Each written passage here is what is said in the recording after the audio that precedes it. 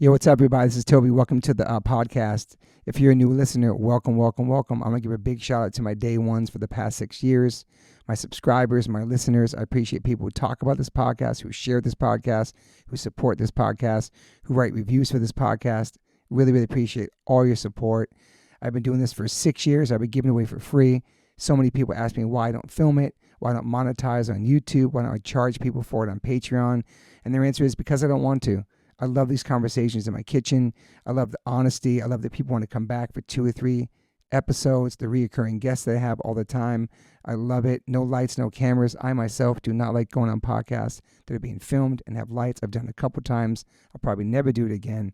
I don't feel like myself in those situations. So I want all my guests to be as comfortable as possible. I do have sponsors. The sponsors keep my shit going. They keep it alive.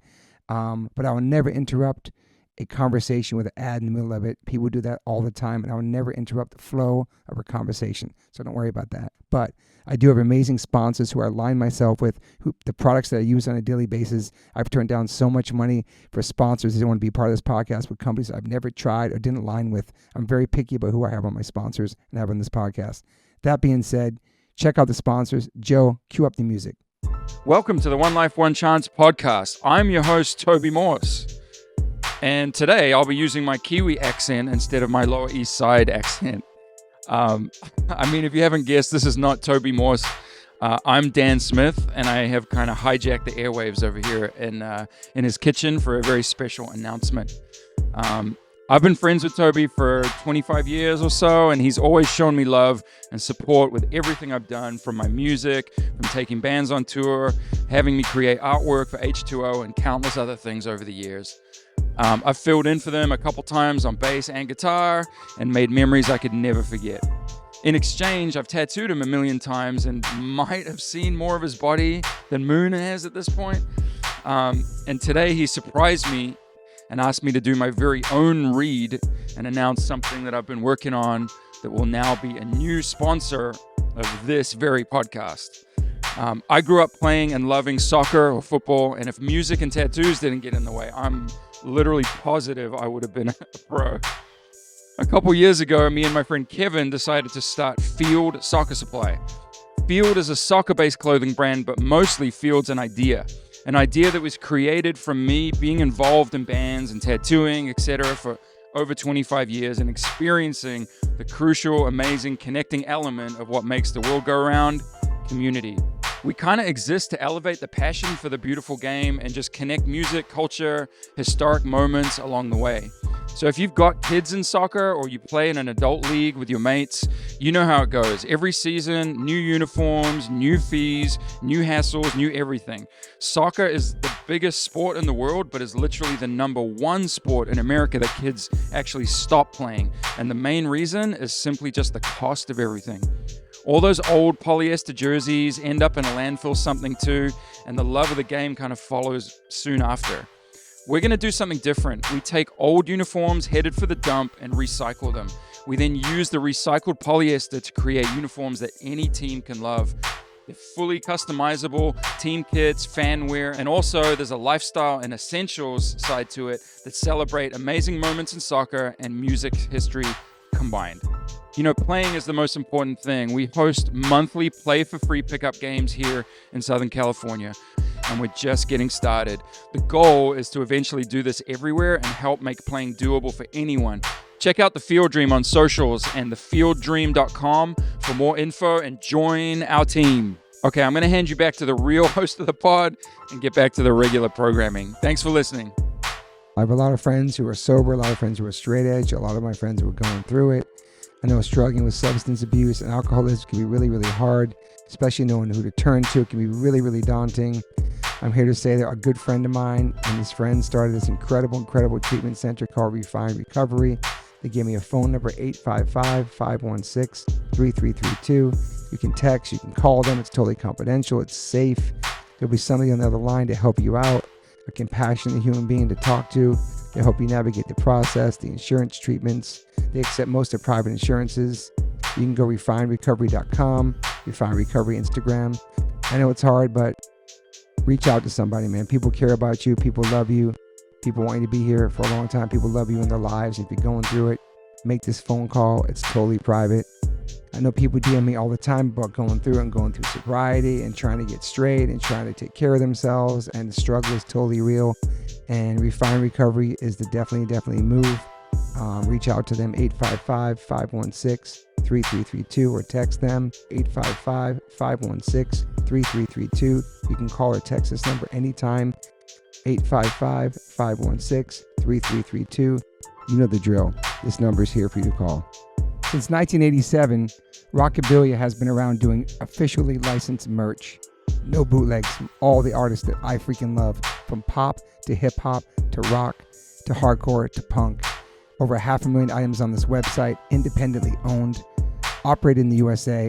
Custom limited collabs drop every month exclusively on this website from visual artists and tattoo artists. They have so many bands that I love and artists that I love, from Gaga to Blink, Katy Perry, Bad Brains, Beastie Boys, De La, Tribe Called Quest, 50 Cent, Billy, Deftones, Dead Kennedys, DMX, Dr. Dre, Eric B. and Rakim, Goo Goo Dolls, Hall & Oates, Wu-Tang, U2, Snoop, TSO, and Paramore. Those is to name a few of all my favorite bands that are on this website. I've owned t-shirts from all those artists throughout my life. Now I know to go here only. All officially licensed merchandise. Check out Rockabillia Instagram. Also go to rockabillia.com and use my code OLLC10 and get 10% off. That's rockabillia.com. Use my code OLLC10 and get 10% off your purchases. Thank you to Rockabillia for being our new sponsor. Welcome to OLLC fam. What a week. What a response.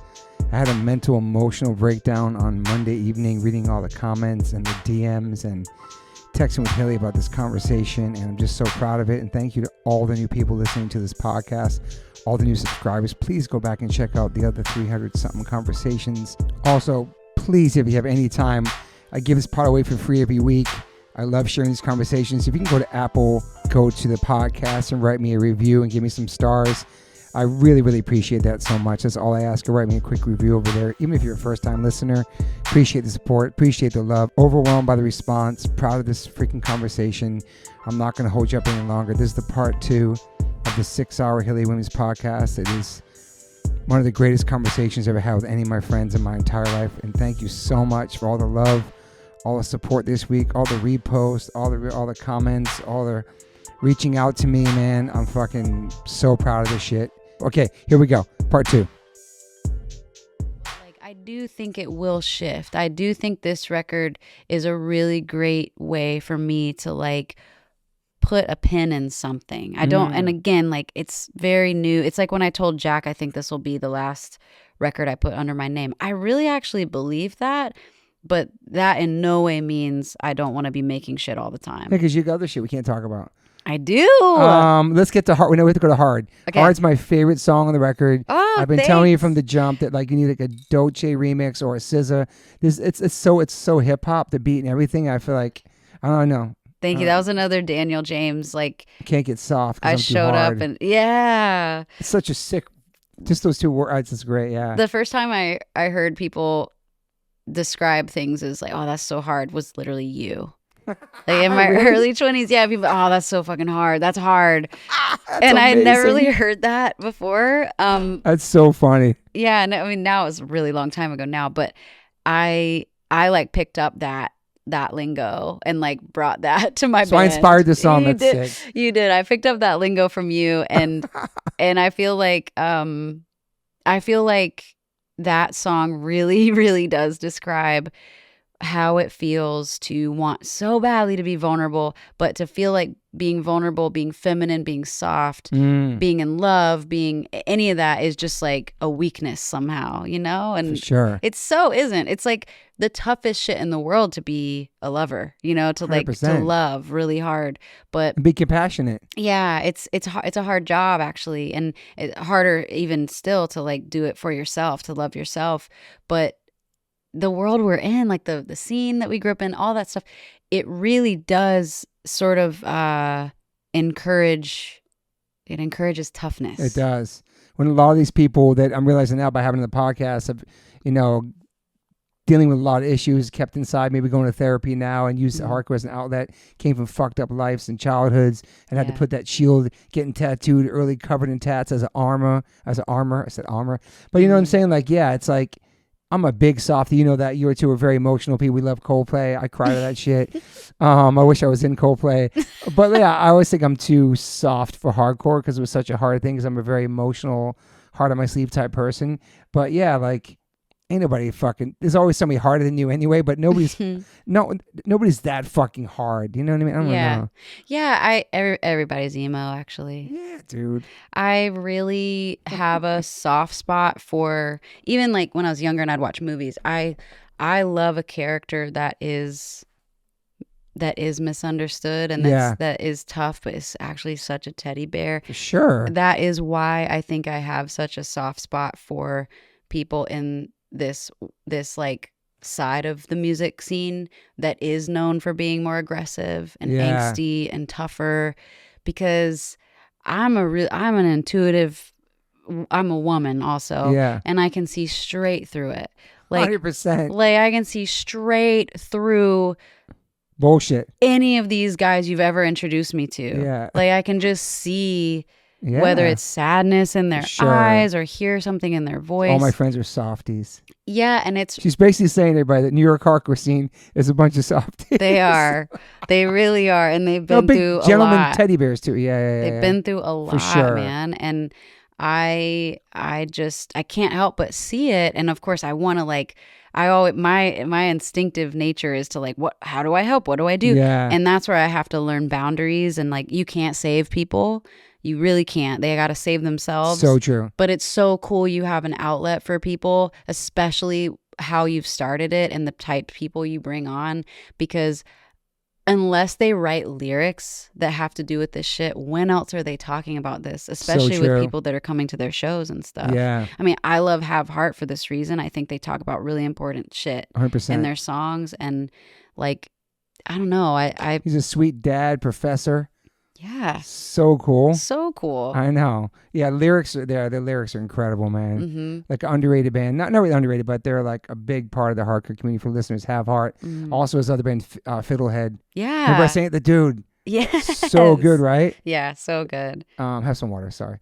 Thanks. And then when the Discovery Channel Bloodhound Gang, that was like the most randomest thing. I was like, I didn't even know she even fucked with this shit. Like that was just so randomly cool. Thanks. Did they reach out to you at all? Like how'd that go down? We had to reach out to them to get permission. We had to reach out to 2 different groups of people because the second verse is entirely pulled from Jumanji with Robin Williams. Really? Yeah, the second verse is a big long line from Robin Williams. I did not know that. About he's essentially trying to convince his friend who, you know, he got stuck in this game when they were kids, and she didn't get stuck, but it ruined her life because she like was traumatized by her friend getting sucked into a board game, right? And that's what the lyrics in the song have always been. The lyrics in the second verse. I didn't know when that. I'm saying like 20 something years. Yeah. Ago we started playing a little game. I didn't fucking know that, dude. He finds her once he comes out of the game, once he gets freed. And I love talking about Jumanji like it's the fucking Godfather or something right now. You said the one song too. Did you say one of the songs? Yeah. They don't know that song yet. Oh shit, okay. No, it's fine. They'll know eventually. But anyway, he goes and finds her, and to finish the game and really free them, they have to complete it with all the people that started. So she's one of the people. Gotcha. And he kind of tricks her into throwing the dice. Like he makes her drop the dice essentially, and then that rolls it, and the game continues. This shit's deep, dude. That's what I'm saying, bro. They are not making movies like they're not making children's movies like they used to. Well, they are making some like they used to, because I actually cried when I watched the Twits. I know Bloodhound Gang even, like, that's crazy. Well, Bloodhound Gang, so me and Dan and Elise, his wife, we were hanging. I was out here staying with them last year at some point, and we were watching MTV Classics, RIP MTV. Yes. And Bloodhound Gang came on, and I went to the bathroom. I think of a lot of things when I'm sitting on the toilet. I just do.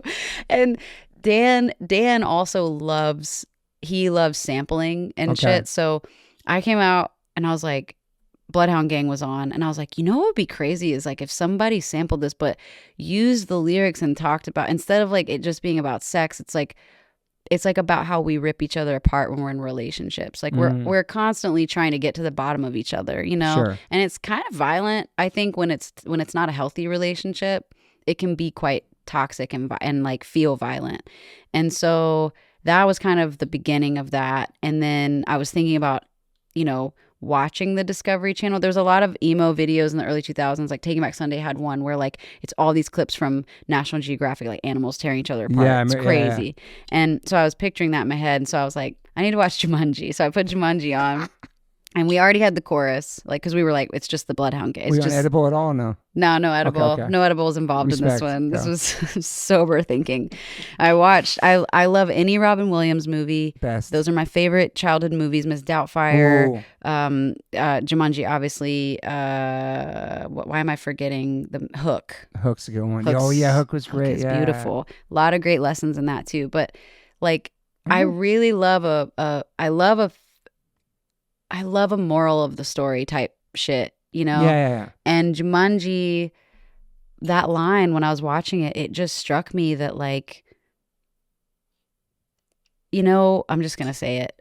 I feel that Paramore has been a game that we have all been a part of. And it is going to take the people involved, all of us,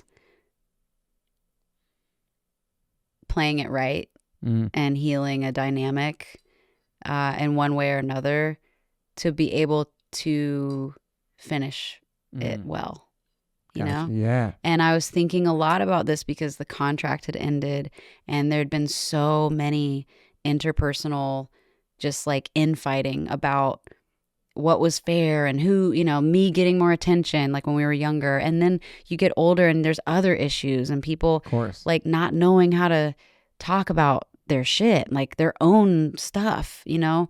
And I love to talk about this stuff. I like to talk about deep stuff, probably too much. Like I probably need a break, you know? But like I was just thinking about that. And I was thinking about how 20 something years ago, we started playing a little game. And this one line in the movie, like, it just really hit me. Resonated with you, yeah. That relationships are hard and one person can't fix anything. For sure. You know? That's like the best therapist in the world, but yeah. Woo, yeah.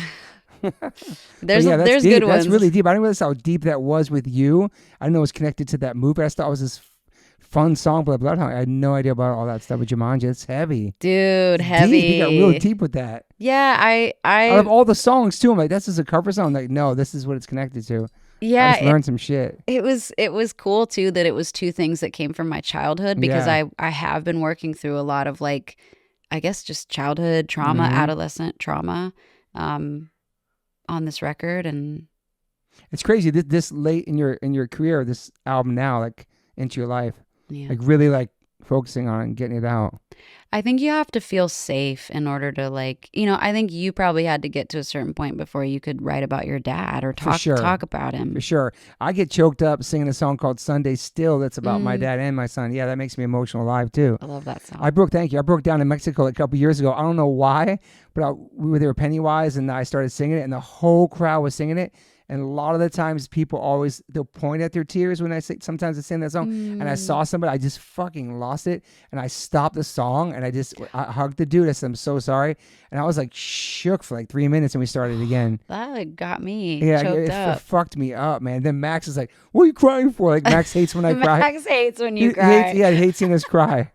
He did it the other day when we were all together and we were talking. But He's yeah, so next is True Believer. We talked about that. Yeah. That's an incredible song. I mean, that's like when it first came out, you know, there was these images for each of the singles, and this had upside down cross on it, and I thought that was like, wow, for you to have that, even though people that know you know that you're not really that's really part of your life anymore. Maybe the people that didn't know and now they know, you know, Yeah. that was a bold kind of image, right?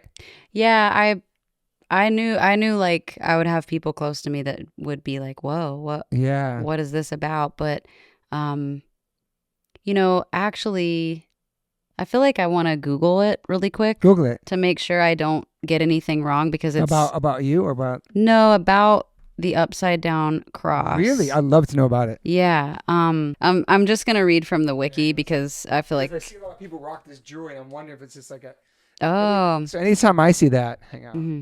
You talking about Davey Havoc? No, if when I see that, because Rusty made a bunch of customs like that for Davey. Oh. So when I see that, I think like bad religion. I think like Sure. anti-religions. Yeah. So the origin of the symbol comes from the tradition that St. Peter was crucified upside down.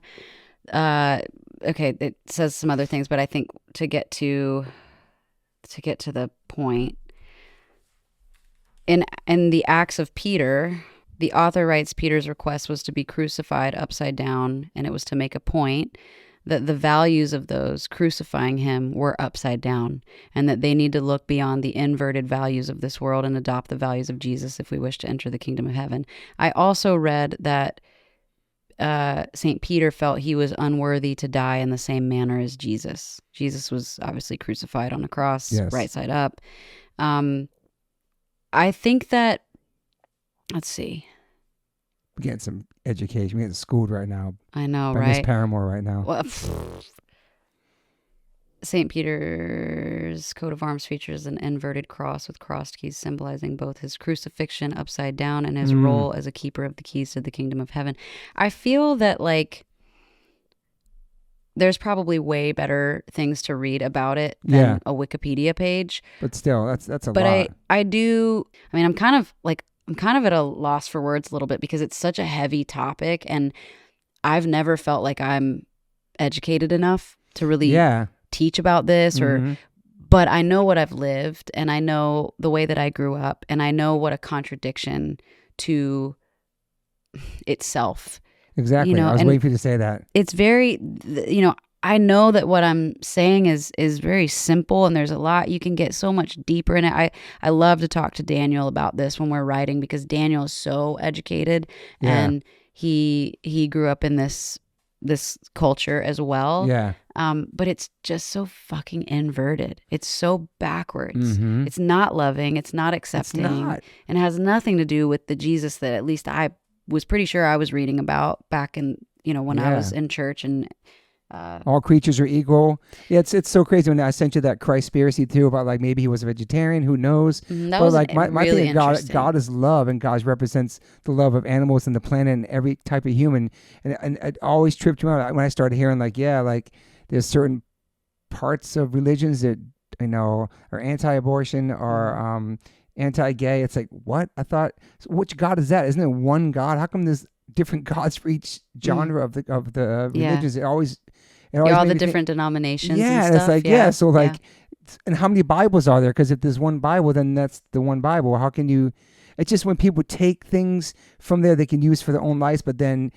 And then on another side of them, they're being hateful towards something else. But no, but I'm religious, but because I do this, but not this part of it. Like I'll take this part for me because this represents me, but this other part, I'm not down with that. Yeah. But you know what I mean? It's like God wants everybody to be created equal. That's what I got out of it when I was forced to go to church as a Catholic growing up and be an altar boy, go to catechism, do all that stuff that I didn't want to do. But I learned that I thought that God was the creator of everybody and we're all equal to planets and we're supposed to be like this. That's my whole PMA stupid bubble I live in. Like we're all equal. We're all going to live together in this peaceful harmony world. Yeah. That's what I always thought. You know what I mean? That God made us to be all loving towards each other. But then there's this like, is this, I don't want to keep talking about the president, but is grabbing by the pussy, is that part of the Bible? Is that is that Christian? And they hold the Bible upside down? Is that, do you know what I'm saying? Like the stuff that's happened. It's a business. It's a total business. It's such a huge business, man. It's a business. Churches are a business. It's sad, man. There are great. I know that there are great people in leadership that are Christian. And I'm not judging. Neither me and Hayley are not judging. If you're religious, we love that you're religious. We love that you found something that helps your life in a happy way, and you have something. I'm not judging anybody who's religious, but Hayley was raised in it, and she figured out it wasn't for her. I was raised in it, and I figured out it was for me when I found punk rock. I started questioning things.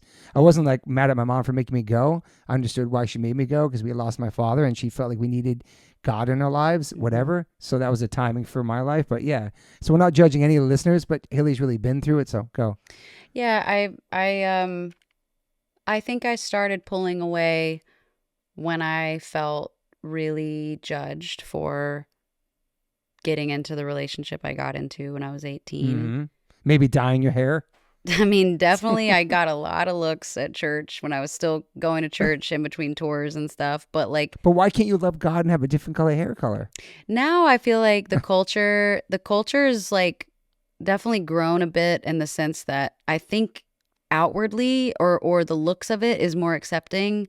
But when you see the real business of it, that's when you realize, oh, it's really not for everybody. It's really for the 1%. Like it's really a business that they are again, it's like it's this co-opting of a belief system that I think can unfortunately be quite manipulative over people who are very vulnerable. They're at their lowest point in their lives. They get into a system that essentially they can be they're fed off of. And I don't know, like I've seen a lot of friends get so hurt by it. I don't even feel like it was directly traumatizing to me. I think it was more what I witnessed. Yeah. That I thought this isn't right. This actually is not in alignment with any of the things that I thought we were being taught. And I do see now the through line of how youth group culture was a pawn as well. I mean, I watched a couple of documentaries recently about this. There's a lot of hypocrisy. There's so much hypocrisy. And I feel like when I started to see that more and more and more, and especially as I became an adult and had to make my own decisions, and it gave me nowhere else to go but to leave. Yeah. But to feel like this isn't speaking to me. They're not talking to me. Yeah. Can relate to it no more. No, they're not including people like me, and I'm a white woman who has money. Like I'm like in a very different position than people who are far less privileged and weren't born white, and the system that we live in America is already rigged against those people. Facts. And then on top of that, you find that religion is being used as like a tool to help manipulate even. I don't know. Yeah, no, it's deep. It's true though. I gotta find this document. Shiny Happy People. Oh yeah, I've seen it. Okay. Did you watch the second season that just came out recently? No, I need to. The second season really talks about the way that I think, here, the title, Shiny Happy People, returns to examine the Christian culture war pioneer teen mania. Like there was like, yeah, it's called Shiny Happy People, a teenage holy war. I'm gonna watch it. Yeah, the new one. They really leveraged us young people. They taught us about pro-life, and like they taught us obviously abstinence and all of that. But I think that we couldn't have realized how indoctrinated we were becoming into a belief system that could only ever benefit a super conservative Christian nationalist agenda. Yes. And I find like... Is it crazy knowing you were so deep and raised in that, and then what it turned out to be? Absolutely, it is. I mean, and I wasn't even though I was involved in the sense that I played in the worship band if I could. I went every Wednesday to youth group so I could see friends. Like, I wasn't even as fully engaged as most of the other kids that were around. Yeah. Like, they're trying to recruit kids and telling them they should be pastors when they're like 16 years old. Like, let a kid figure out what they like to do first, maybe, before you like sign them up for this life that seems really hard. I wonder what your life would have been if it wasn't Paramore and you didn't find those guys and start that band. Like, if you would be still in that world. I don't think so. Married with kids and like at a young age. I don't think so. I did see how that culture affected the guys in the band a lot harder than me. It really did. And that's why we had such a big divide during Brand New Eyes, because I was like ready to pull apart from it. And I was kind of a little bit villainized for that, but like I don't feel like a victim to it. I just feel like it was that I was pulling away. I think that I have conversations where I feel I'm able to learn more, and I'm able to speak on it in a way that I'm not sure I'll ever be able to do on a microphone. It's really, I think I get nervous. I get too nervous to even... You've been singing about it too? on a microphone? Singing about it, no. I think it like hits a different part Yeah. of the brain or something. That's how you're getting it out and expressing yourself about it, though. Yeah, that's why I think I have to keep writing about it in some, even if it's not in a song, because I just don't. I don't feel like, I feel like there's so many people that speak to it better than I do and deeper than I do, you know. But you also live through it and have different experiences than other people had. That's what it is. You know what I mean? That, yeah, it's, I spent a little bit of time feeling kind of ashamed of the way I grew up, and I don't feel that anymore. I just feel like, damn, what can I do with that? Like, how can I use that? It's for better. Spread the word and let people, for sure, experiences. Yeah. Well, let's get something less heavy. Yeah. Zissou, how do we say that word? Zissou? Zissou. Yeah, Team Zissou from Life Aquatic, the Wes Anderson movie. That's what that song's named after? Mm-hmm. Oh my, what? That's amazing. I like movies. I know, it's a great movie.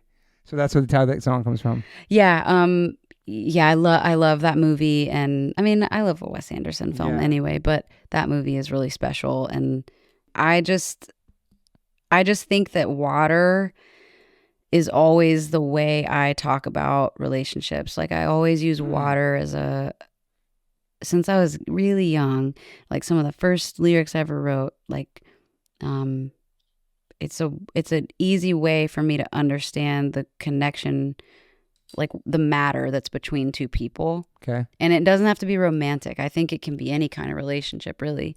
But it's like, my therapist says water seeks its own level. And I think that means a lot of things to a lot of different people. But for me, what I see is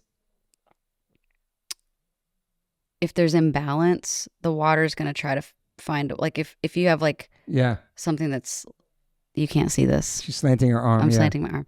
And the water's not going to go like this. It's going to level out, right? Sure. And I also think, man, she explains it so much better than me.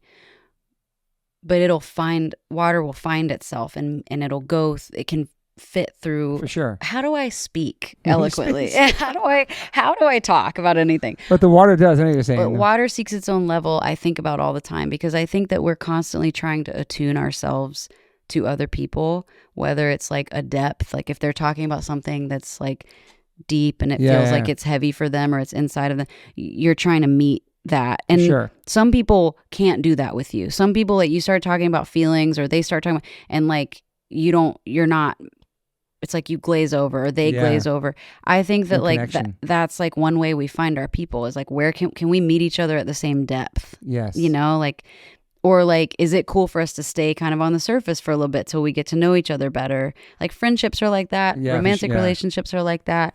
And so I talk about water a lot. And I really try to meet people where they're at, but I also am always interested in going deeper. I want to know what makes a person who they are.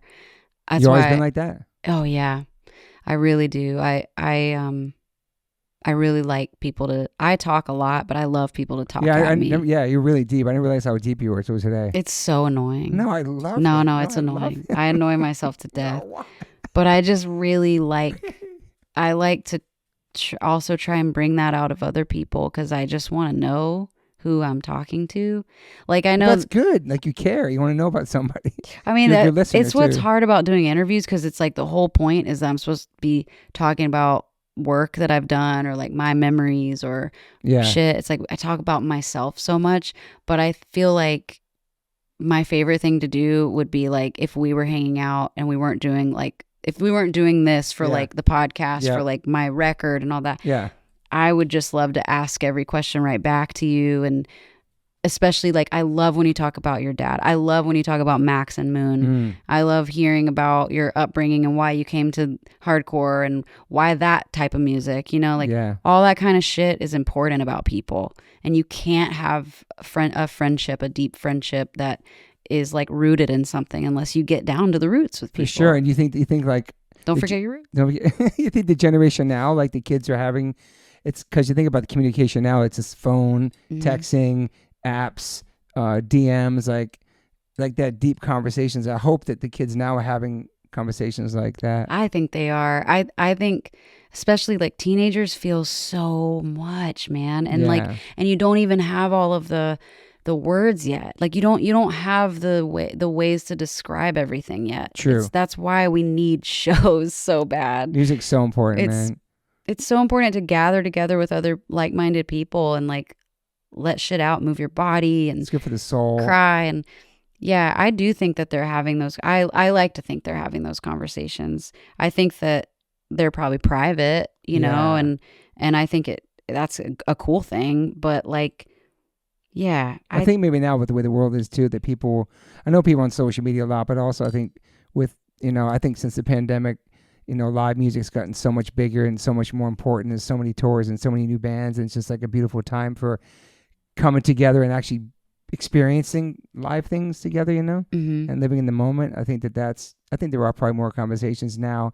Maybe a couple of years ago, not during the pandemic. Those couple of years might have been weird. Everybody on the phones, not really communicating. The phone does make it does complicate it, right? Because we can pretend anything over the phone. And Yeah. you can kind of even feel like you're being like deep with someone, and it's still not always real connection. But Yeah. I still do like to think that everyone is like a super deep well. It's just different ways into it. Mm-hmm. And that's how you find your people, because some people you're not meant to go there with. And It's true. Zissou is kind of about that. It's like, Okay. will you meet me here in the deep end? Like, I don't know if you're willing to, but if you're down, then I think You're down for it. You should, yeah.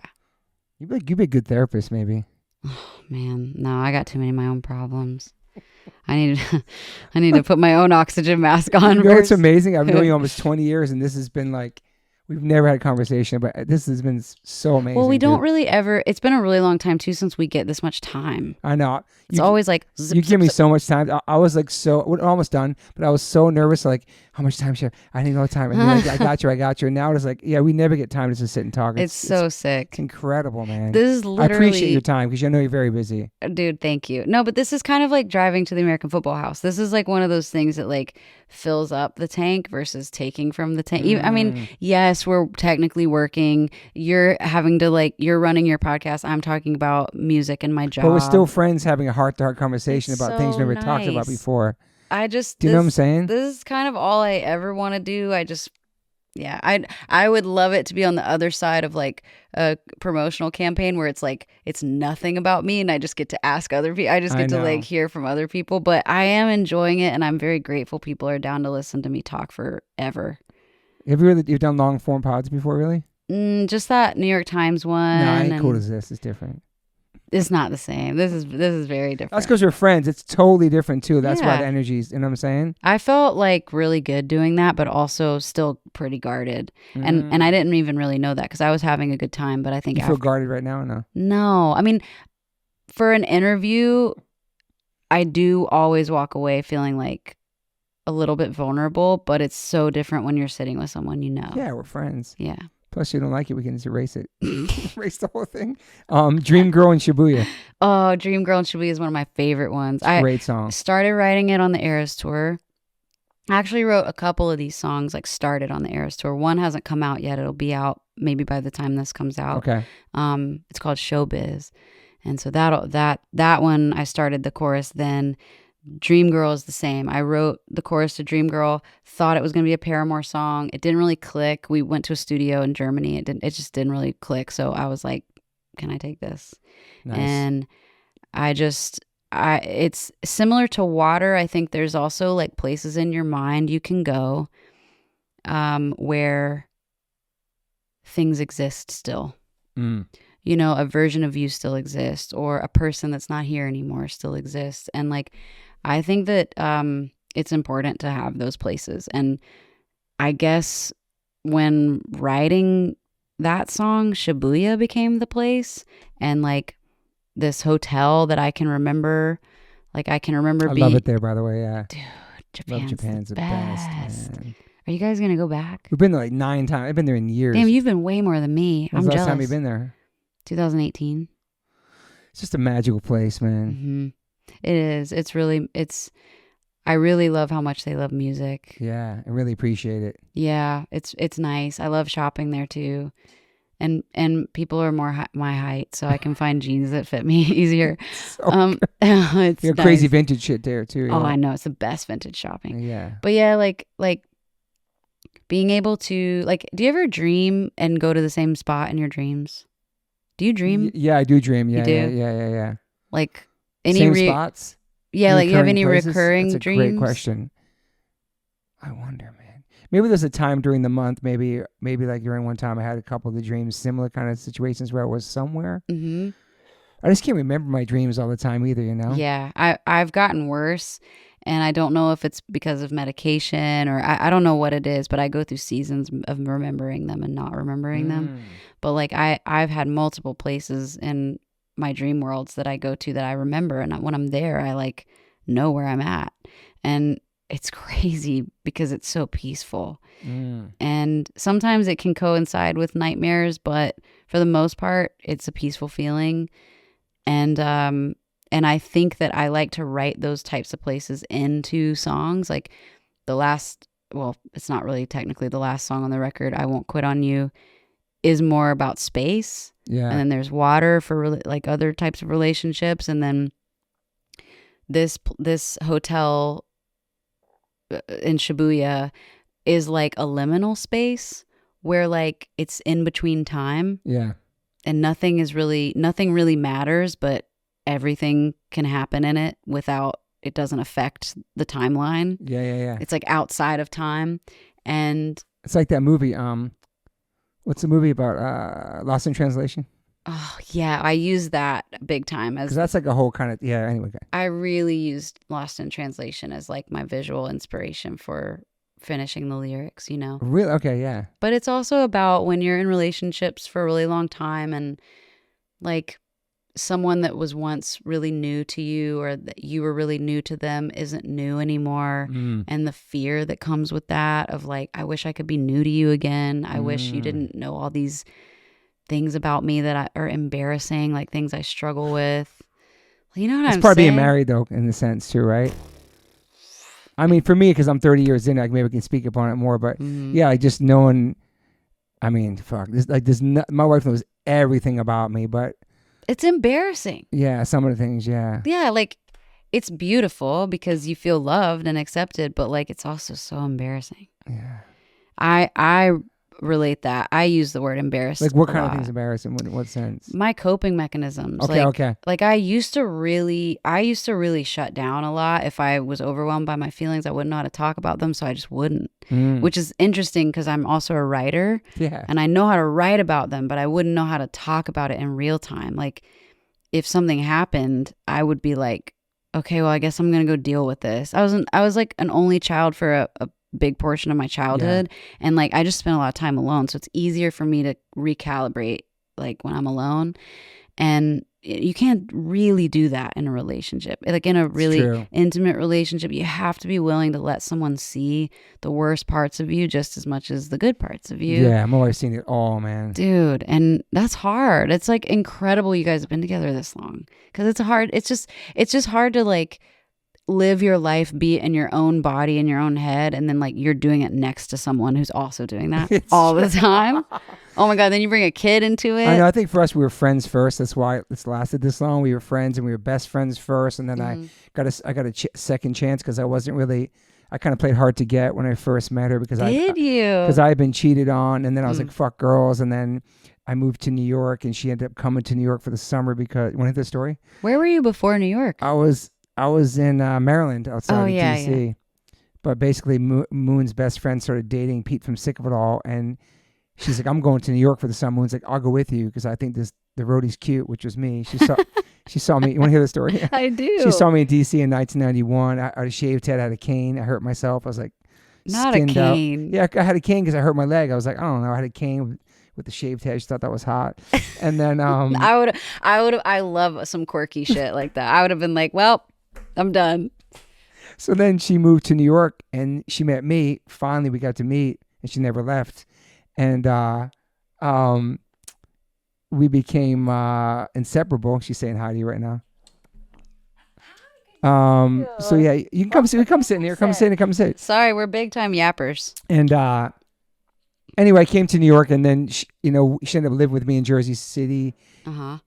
That's a long story. I love it though. I love this shit. It is. It's a good story. So she worked till 4 a.m. every night. I lived in Jersey City. She lived in Manhattan. So she made me work for it because she really was going after me for a long time, and I was too cool for school. And all my friends would tell me, "You're stupid. She's whatever." And I was like, "Fuck, I don't care about girls." So I'd set my alarm every night for 3 a.m, and then I would take the train in from Jersey City, and I'd go pick her up, and then I'd walk her to her apartment, and I'd go back home, sleep in my own bed. After months and months, she finally let me come and sleep at her house, but she let me sleep on the couch. And then I finally made up into her bed and cuddle with her, whatever. It was just a surprise. She made me work. Moon with the Christian values. Yo, what the fuck? And then, so then we finally held hands in public once in front of everybody in the scene. They saw we were dating. Wow. And then we became official. And then. You guys are such a cool, hot couple, too. Thank you. Moon is like the dreamiest. I've seen those photos. I've seen early days photos. Oh, yeah. The hair was on and popping. The fits were good. Like, she was just looking so gorgeous and so fucking punk. So that's that, You were crazy to play hard to get. I know. That's wild. And then we didn't wait. I'm just going to keep it 100 on the podcast. We waited to do it until she came to see me on tour. We did it in Rome at the Coliseum at a hotel. I was like, nice, beautiful. It's like romantic. I'm obsessed with you guys. That's just so cute. And me and her were not really sexual people, to be honest. Like, we were not like, I was never a player. Mm-hmm. I had relationships before that, her as well. We weren't like out here being wild. We were very like relationship type people, Yeah. So when I got cheated, I was just like, fuck girls. I don't give a shit. Damn, got my heart broken. You're serial monogamist? Yeah. Me too. For sure. For better or for worse. Wish I could just have my hoe phase. I can't do it. Nobody. Not a single soul. Well, let's go to some bars then about that. Okay. This is my favorite bar. I got married once in combat boots. I only listened to testosterone music. I had to kill my feminine just to do it. To get to you, I had to go through it. Mm-hmm. That shit is fucking... We've been talking about the whole podcast, though. Yeah. Like, you happen to kind of not conform, but kind of be around a bunch of, you know... Tough guys? Yeah, tough guys. That are actually soft on the inside? Yes, exactly. No one would admit it. I mean, yeah, I wore combat boots at the wedding, and a friend asked me about it, like, a couple years after the divorce, maybe a year after the divorce, and I was like, I never thought about it, but I never wanted to look pretty, because I felt like... You have this? Oh, man, I feel seen. Okay, I got 2 women in here now. Yeah.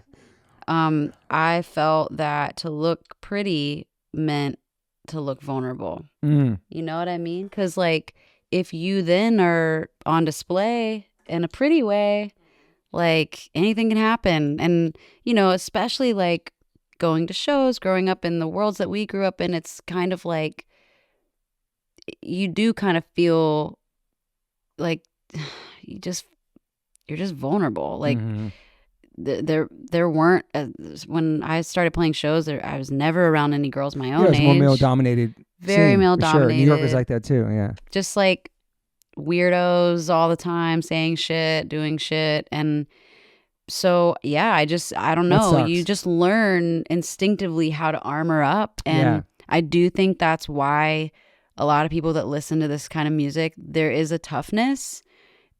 But I think what's interesting for me is finding where the balance is, because the truth is we're all always vulnerable to being 100%. Hurt by anybody. But like, femininity is such a strength. And I think to be able to express femininity is like a skill to me that I want to keep acquiring in my life. I don't have there's no handbook, Sure. So the combat boots at the wedding was a real thing, and I didn't realize how I think some part of me just still felt unsafe, even though I was fucking getting married, which is supposed to be like it's a beautiful moment, a different kind of yeah. So already in your head, you kind of knew that maybe this wasn't the right decision, and what am I kind of doing here? And because that goes to this song, Parachute, where you're on the airplane coming back from Rio. And who is this? I mean, I think I know who this is, but you told you waited for me. You said that you would have waited for me, right? And asked me on the plane to Rio, do I ever think of us? and you were at my wedding and I was broken. This makes see, I'm gonna get it's not even my wedding. You're my friend, makes me emotional. And you were at my wedding and I was broken. You were drunk. You could have told me not to do it. I would have run. That shit is powerful, man. I know. It makes me want to cry reading that, dude, because I fucking know you. I'm like, fuck. And they tell me the moment you decided to. Then it's like, tell me what was the moment that you decided to give up. You could have told me what you wanted. I would have done it, you know? Mm-hmm. I mean, does that emotion for you to write that? Yeah. But also, like, a lot of times I think those kind of lyrics come out pretty fast because they need to. And if you think too much about them, you won't let them out. It's true. So they're like a splinter or like a poison or a drug that enters your body that you got to get out. And it's like it was a hard song to write. Is it hard to release that song? Yeah. Very much so. Yeah, even the lyrics are hard. Even they want about being married too. I know. Yeah, I mean, yes, because we're talking about embarrassment. I use the word embarrassed a lot when I like describe how I feel to be perceived or witnessed, or for people to watch me go through things. It's like embarrassing because you can't do it right the first time, and a lot of times you still won't get it right, even 5-6 times. Yeah, I've made a lot of really just silly mistakes in relationships where I didn't listen to my gut.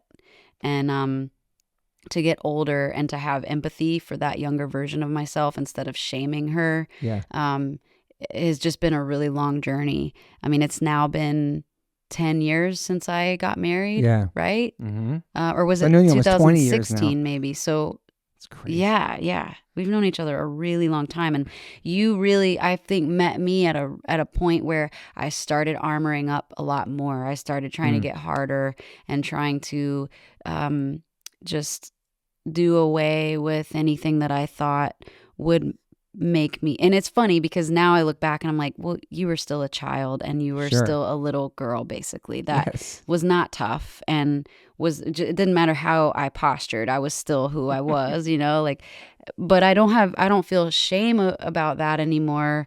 I feel like I wish I could have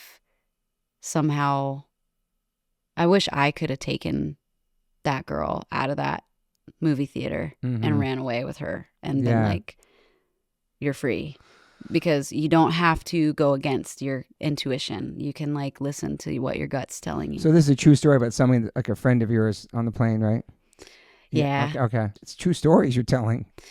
Yeah, I don't know how to write about it. I wish I was the kind of writer that could just like write some folky imaginative shit, but I'm not that person. I've only ever written about what's happening to me or that I see that's happening around me, and I have like wished to death that I could be a different kind of writer, just to keep from like the parasocial nature of like releasing my diary out into the world. But you know what? Like every time I've done it, like when we put out Brand New Eyes, I was really scared. I was literally writing songs about my bandmates and we were playing them on stage together. But you know what? Like it broke through a lot of shit for us, and we learned a lot. And maybe if I hadn't been willing to say it, nobody would have said anything. Yeah. So I don't know, man. It is scary to put your heart on, like, out on a piece of paper like that, but I also can't regret it because I'm trying to move through my life. I'm trying to grow. Yeah. I want to be smarter, and I want to be more connected to who I am and to people that I love. And the only way to do that is to be honest. Yeah, and I appreciate it. I'm sure the fans appreciate it too. They've been with you your whole journey, I feel like whether it's fans or just like peers in this scene, I feel held up by you guys, and I'm so thankful, because it's funny that at one point in my career I felt super lonely. Yeah, because and that makes me sad hearing that on the podcast, because we were talking, we lost touch then. You're going through that time, feeling alone out there. Yeah, and just thinking like everybody was against you, just everything that happened out here and all that stuff. You know what I mean? Not be able to talk to anybody about it. Yeah. I couldn't. It wasn't even the right time. I know. But I'm so happy that we reconnected, because I think it, like, selfishly, it's given me a piece of myself back that I lost, and that I was like again, I think I spoke about more in terms of like the shame that I felt. Yeah. And now I don't have to talk about it or think about it like that. I can remember all these incredible memories and like All the positives from it. so much good happened to me, and I learned so much from so many different kinds of people, and I discovered some of my favorite music in the world, and Yeah. it changed me for the better ultimately. Yeah. You know. Let's flip it to a positive. Yeah. Saw Tsunami at the Warped Tour a couple weeks ago. Sick. And the singer gave a shout out to Paramore twice and said the only reason why he was there 20 years ago was to see his favorite band, Paramore. And this is coming from like one of the biggest hardcore bands. It's like super crazy. hard. So just hearing that, me and Max heard it, and that's Max's favorite band. He goes, he shouted out Paramore, like he freaked out about it. But just that love from that community, has always loved Paramore. And maybe back then it was like a guilty pleasure. You couldn't say For you liked sure, Paramore. yeah. For But sure. as the years have changed, like, everything's all meshed together, and it's like people just Yeah. showing love for Paramore, you know, like from our world, you know.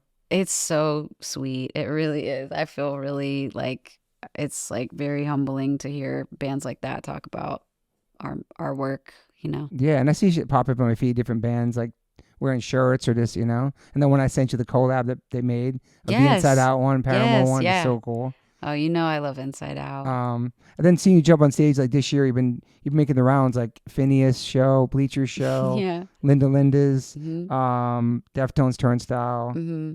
Remy Wolf. Yeah, Remy. Who's she? Oh my God, you got to know Remy. I'll send you some music. Okay. Remy's amazing, and like she's gonna be around forever. She's so good. Okay, Deftones too. Obviously, that was great. Remy, by the way, is like Shaka Khan. Oh, really?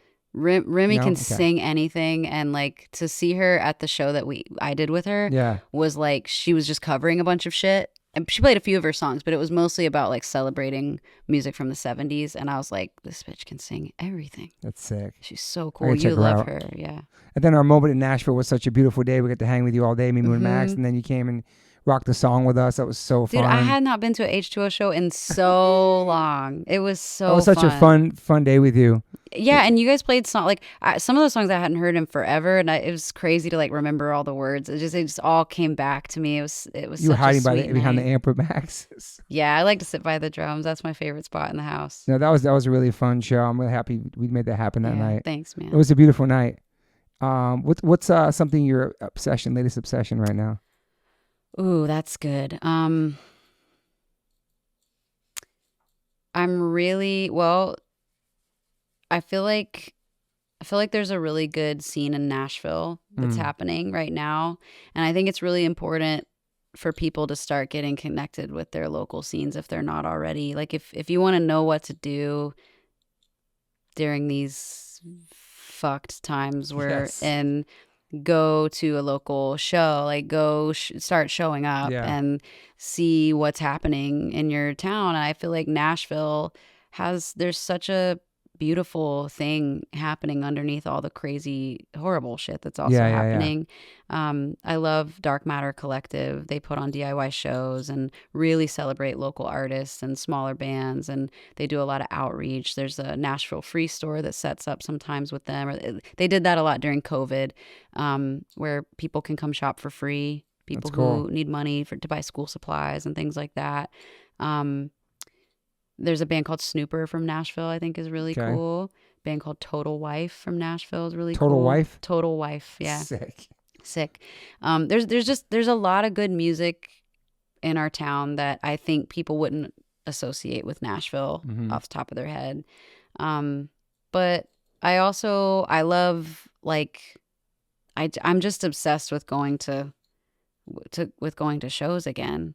And I spent like after COVID I was very insular. I never left the house. Like I think it took going through some heavy shit too to realize like life is long, but life is so short, and I want to Sure. be around my people. And going to the K-Bridge show was really big one for me too, because it was the first time that was like Turnstile in Brooklyn or something. yeah, that New was York, like leaving home to go. I mean, I had other work, but like leaving home and being around so many music friends at once out in the world, like it felt like I was outside for the first time in a long time. And I left that show being like, oh, these are the Yeah. people that make me want to live in the world still and not be holed up at the house by myself. Mhm. And so I think I'm just obsessed with, I'm still listening to my gut. I'm not trying to burn myself out, but I want to be around artists and music, and I want to go see young people that are playing. Like, I saw this show at Permanent Records in Highland Park recently. This kid, Dove Ellis from Ireland, played with his band. It was his U.S. debut. It was like 150 people there. That's awesome. And he sounds like Jeff Buckley, but like still himself. That's cool. And I'm obsessed with that feeling. I want to like be able to constantly be championing artists, and hopefully that plays out into something that becomes just that is what I do with my life. Yeah. But I had to start saying yes to shit first. Oh, I love that you did that. You're doing a lot. I'm seeing it everywhere. It's so real because you also, I think especially, maybe it's this way for men as well, but for me, something that I've, in trying to connect more with a feminine part of myself, I did have to learn what no felt like to me too. That was an important lesson, but I think I went too far with it. I think I like went so far to the nose that I was like, oh fuck, I'm by myself right now. Damn. I've protected my peace a little too much. And then the yeses started happening kind of out of necessity, because I was like, if I don't start connecting with people, I'm gonna go crazy. Yeah. David Byrne was one of the first. I know that's ridiculous, but David Byrne may have single-handedly like saved me. That's amazing, though. Does he know that? He knows now. Yeah, I told him the day his album came out. Oh, that's awesome. I texted finally and was like, I didn't, you don't need to know all this, but like, you really can never know what you helped me through when you asked me to be on your record. Mm-hmm. So, anyway, I'm obsessed with that. How about a dream collab? Oh, a dream collab. Well, it's always SZA. Oh, yeah, we talked about that already. Yeah, I know that it's always SZA, but like, also like Rufus Wainwright. Like, I love his voice so much. I think my dream would just be to sing his song "Vibrate" with him.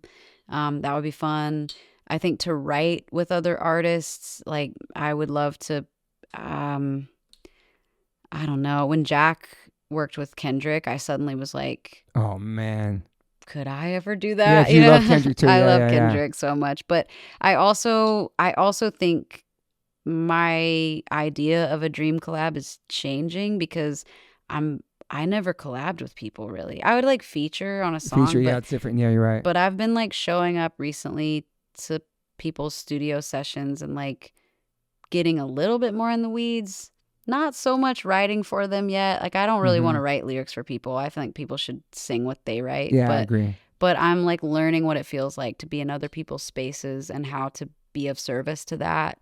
And that's the dream to me. It's not so much about like who it is. I jumped in the studio with Linda's the other day, and even just getting to witness, they like write in the room together. That's cool. And that was really beautiful to watch. Young people, like, their new music they're doing so many styles. Well, they're the big range. I can't remember how old Mila is. She's the youngest. I want to say 14 maybe. And then Bella, the oldest, is 21. 21, yeah. And I'm just really proud of them, and I can see how they're growing up in their lyrics, and it's awesome. It's really beautiful to see. And that again, like, that's the dream, just to be able to like witness art being made and like be of service to it if I can be.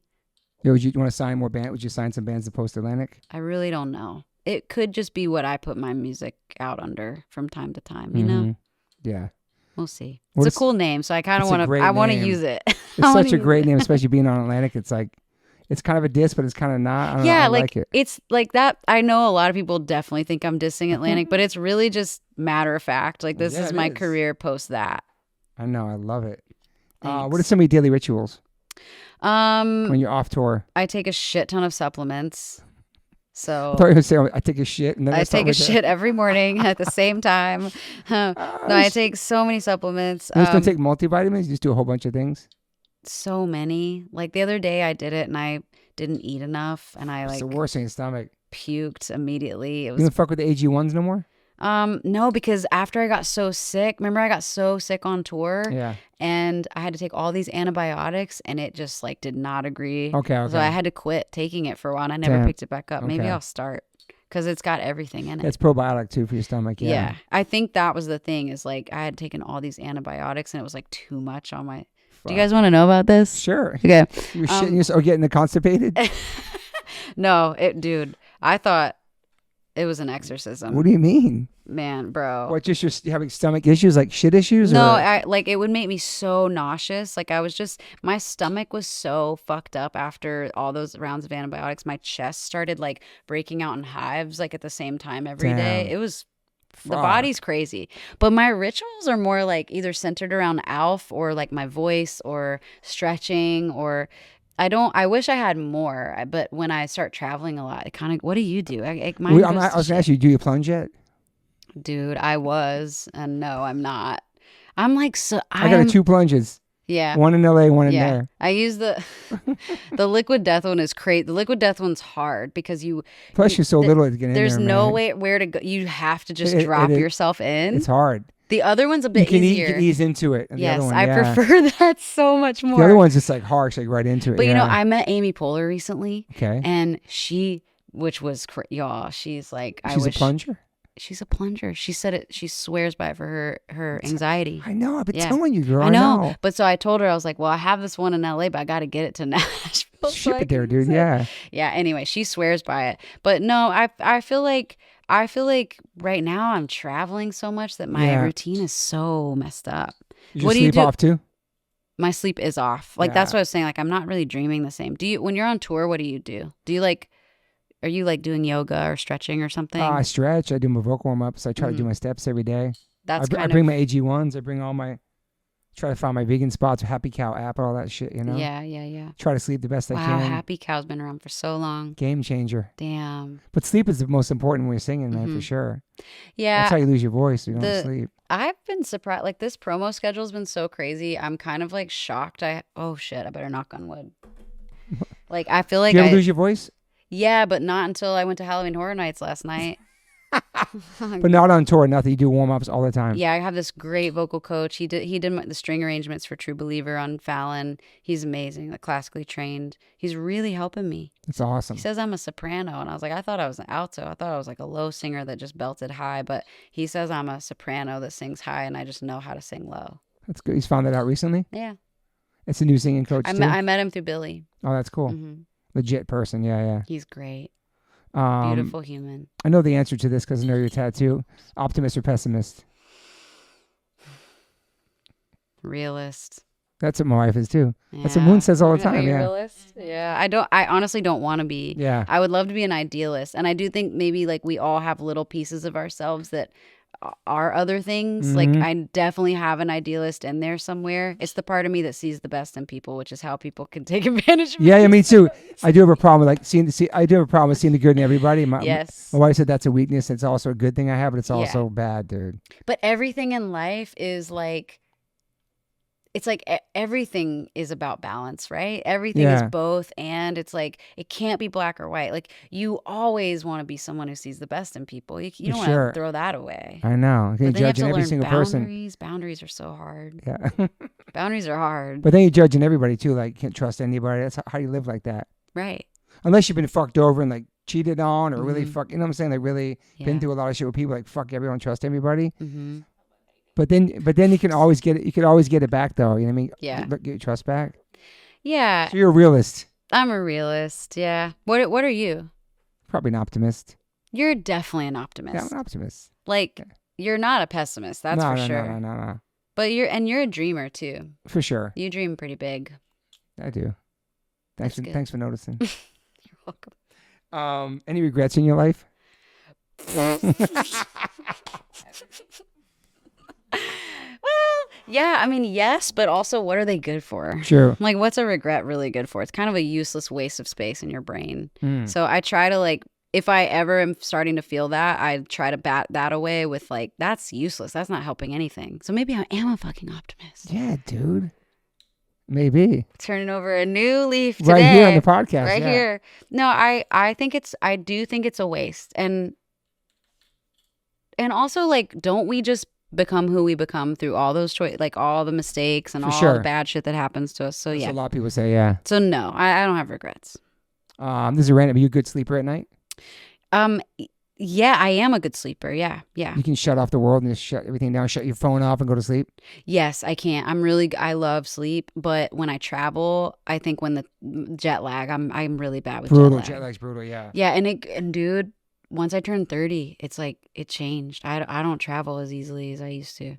The jet lag is brutal. Gnarls Barkley. Like coming from where? Like Japan or whatever? Just anywhere? No, like LA to New York. Nashville to LA. Like it's 3 hours? Yeah, man. It's crazy. Because I think it is because I do have sort of a routine when I'm home. I like to go to sleep at I love to be in bed by 10. That's nice. That is really good, yeah. That's luxury. Yeah, when you're home, you mean, yeah. Yeah. But on tour, it's hard. Yeah, I mean, you're not eating until 1 in the morning. Yeah. Like on tour. What about any more tattoos besides Glum? Any new ones? There will be. I've been making space on my thigh. Oh, yeah, that's for Me right. Without Shout out You. to Removery. Removery, yes. I've Shout been out to making Dustin. space. I want to do a big Me Without You piece. I really want a big Nice. back piece, but it's going to be a minute because honestly, Tattoos hurt too when you get older too. yeah, I'm a pussy. And also, like, I got a job to do and I can't just be running around with a raw back for a week. You know what I'm saying? Oh. Like, so it'll probably be in some downtime. So you want to get a back piece? That's, I've said this for like what do you 4 want to get? years. Yeah. Probably literally Like a vision? flowers or some shit, Okay. you know, but I don't know. Then I saw Doja's bat across her back. Sick. And I love bats. You know, I lived with a bunch of bats in my house for a long time. You should get And a bat. I should. I probably won't do that on my back, but I want just something that's I just want decorations. Remember Max when he said hair is just a decoration? Yeah. Yeah. Also, Max always wanted, like, obsessed to get like a dead bird on his face for his first tattoo when he was a baby, because you saw the Atticus logo, the Macbeth logo, that dead bird. Remember from then? He's like, well, I want a dead bird on my face. I'm like, what? Your first tattoo? Face tat. First, yeah, he never got it, obviously, but Jeez. He wouldn't now, would he? He doesn't seem that obsessed with tattoos. He really is. He has like 4. He got the Morse one, and he's like, great. Yeah, he's got some other. Yeah, I probably will get a lot more tattoos, but that's just because. that'd be crazy if you got sleeved up like in your 40s. Who knows? I might, but I'm really into slowly collecting. I'm not gonna You go real slow, girl. I do. I thought during After Laughter, Joe, who plays percussion for us, he's like a collector. Every city he's getting something cool. from somebody that he met or someone he wanted to meet.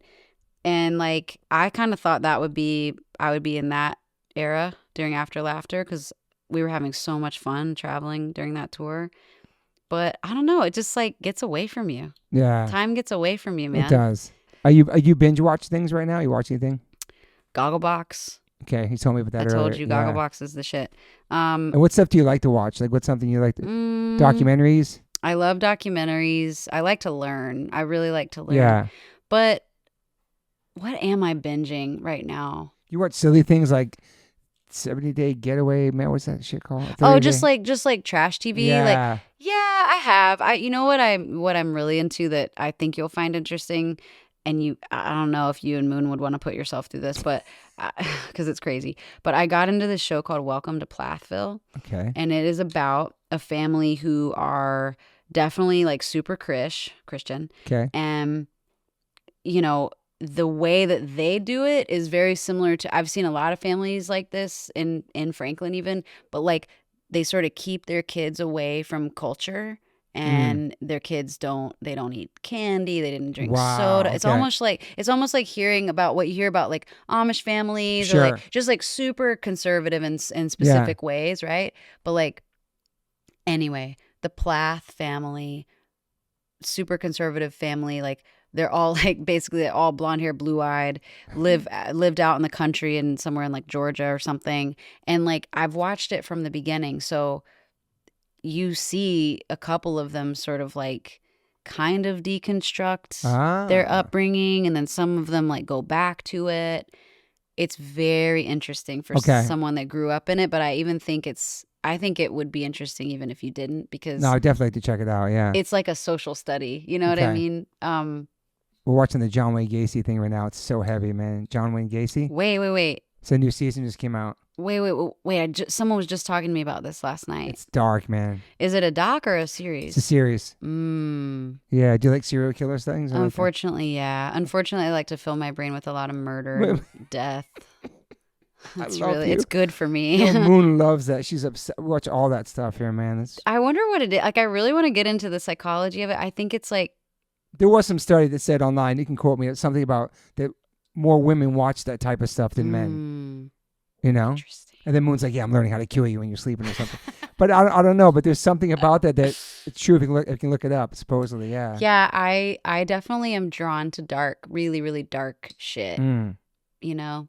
And it doesn't stress me out like it probably should. Yeah, don't lose sleep over it. If you watch some crazy shit, you just go to bed, yeah. Yeah. I did Halloween Horror Nights last night, and I saw some pretty obscene shit inside of the mazes that I was like, I hope I don't dream about this later. And of course I did, and I slept like a baby. Damn. That was great. So it's pretty scary there, though.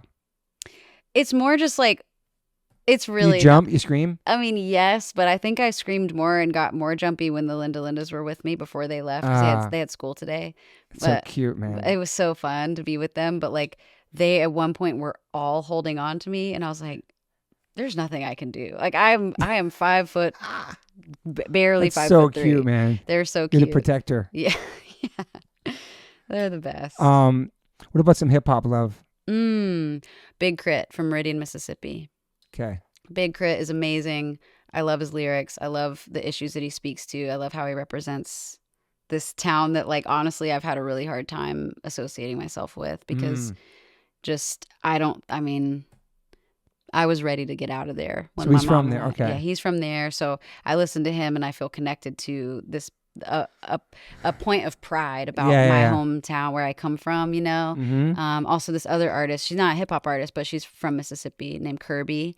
And she put out a beautiful record that like it's like a protest record, but I'm really interested in people talking about where they're from. I'm interested in like the world getting smaller in that sense. Like, I love seeing about, there's like this guy that's running for, I don't know if he's running for mayor, if it's like a Senate. See, I don't know what he's running for, but I keep seeing him on my feed. He's from Maine, and it's like, there's a big story about him.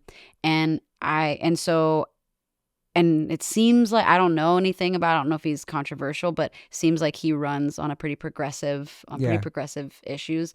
And as I'm getting older too, I'm really enjoying learning about local politics in different parts of the country, and similarly music scenes in different, and not just punk, but like other types of music. Because I think it helps me understand who the person is that I'm listening to, and it helps me understand that part of the world better. So hearing Crit talk about Mississippi is a really cool feeling, because I'm from there, but I didn't grow up there. And I still want to know. I want to know what's going on. I would say that's really the one. That's something new you listen to. Yeah.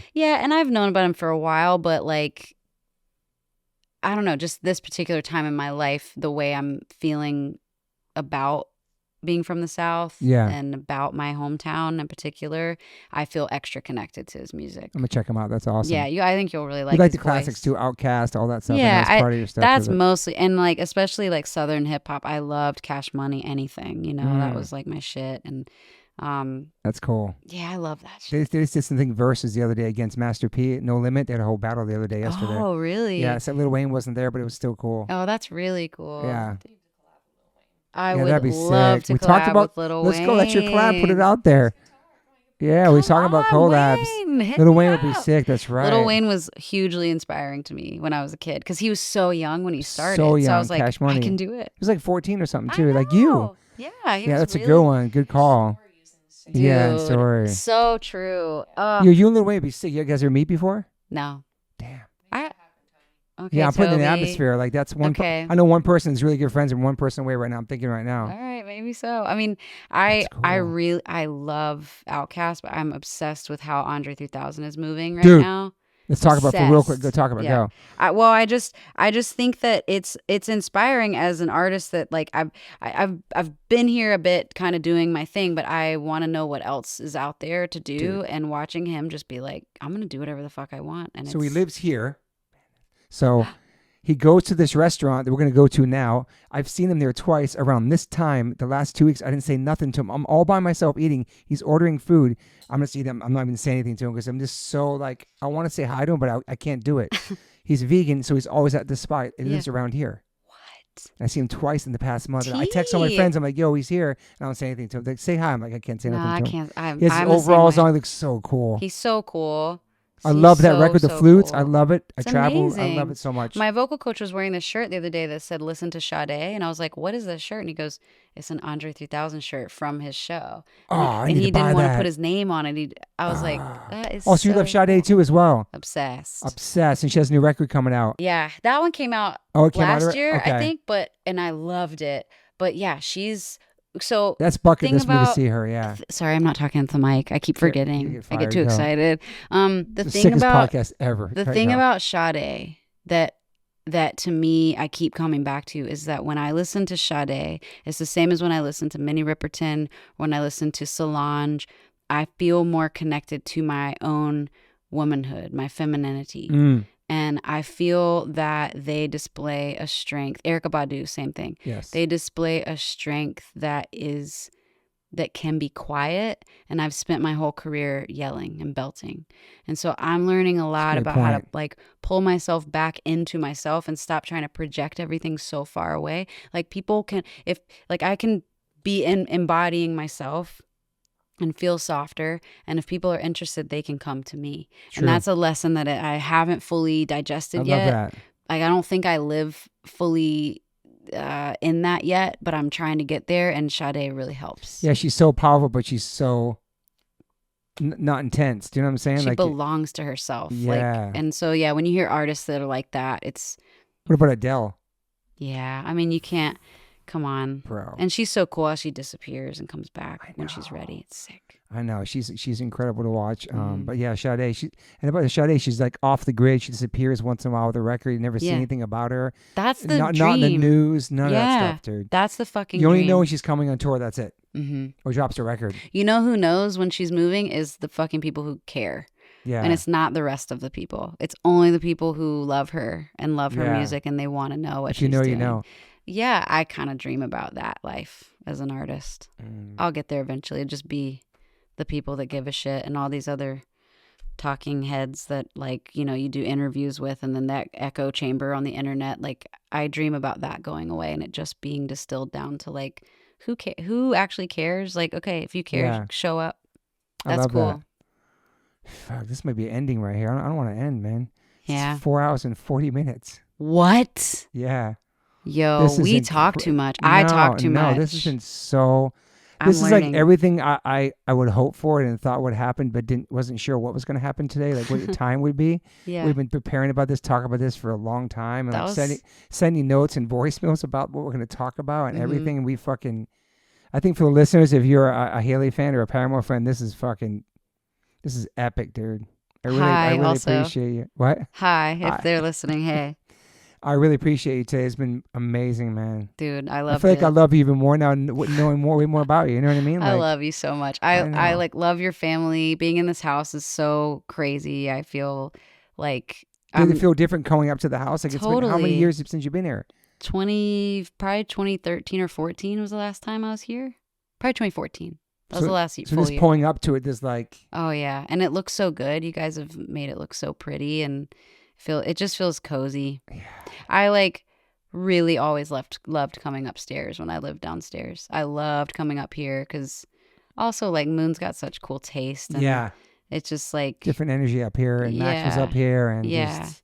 I loved coming up here. I loved when you guys would do little parties and get-togethers. And it's like I said, it's just nice to reconnect with a part of my life that was so important, but do it from this vantage point as like more of an adult. That, you know, I love being able to have a friendship with you that has nothing to do with like what relationship I'm in, but me too. It's just friendship. It means so much to me, just talking to you all the time and texting with you and catching up with you, and just I feel like a proud dad.